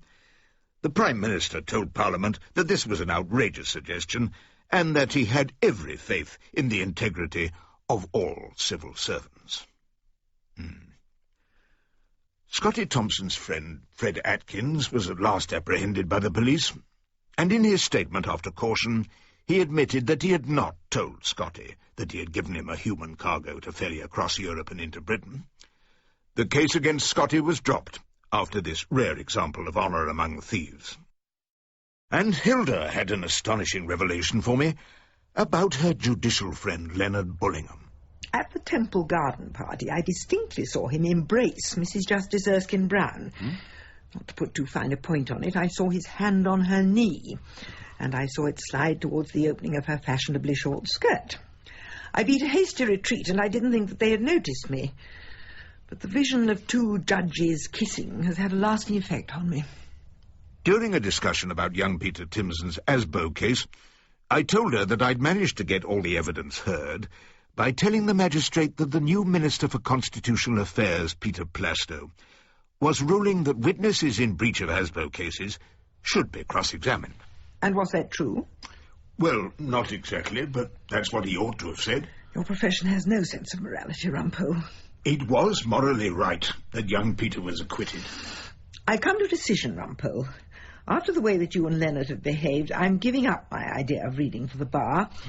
I'm going down to Cornwall instead, where Dodo McIntosh says we could have a great deal of fun sketching. Right. So, now I'm back at my desk in Chambers, consuming an illegal meat pie and quaffing an illegal glass of wine.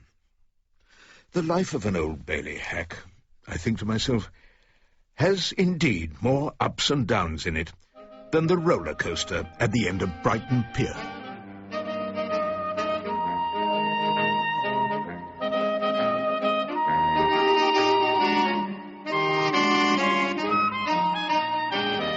In part 2 of The Antisocial Behaviour of Horace Rumple by John Mortimer, Horace Rumple was played by Timothy West. His wife Hilda, she who must be obeyed, was Prunella Scales.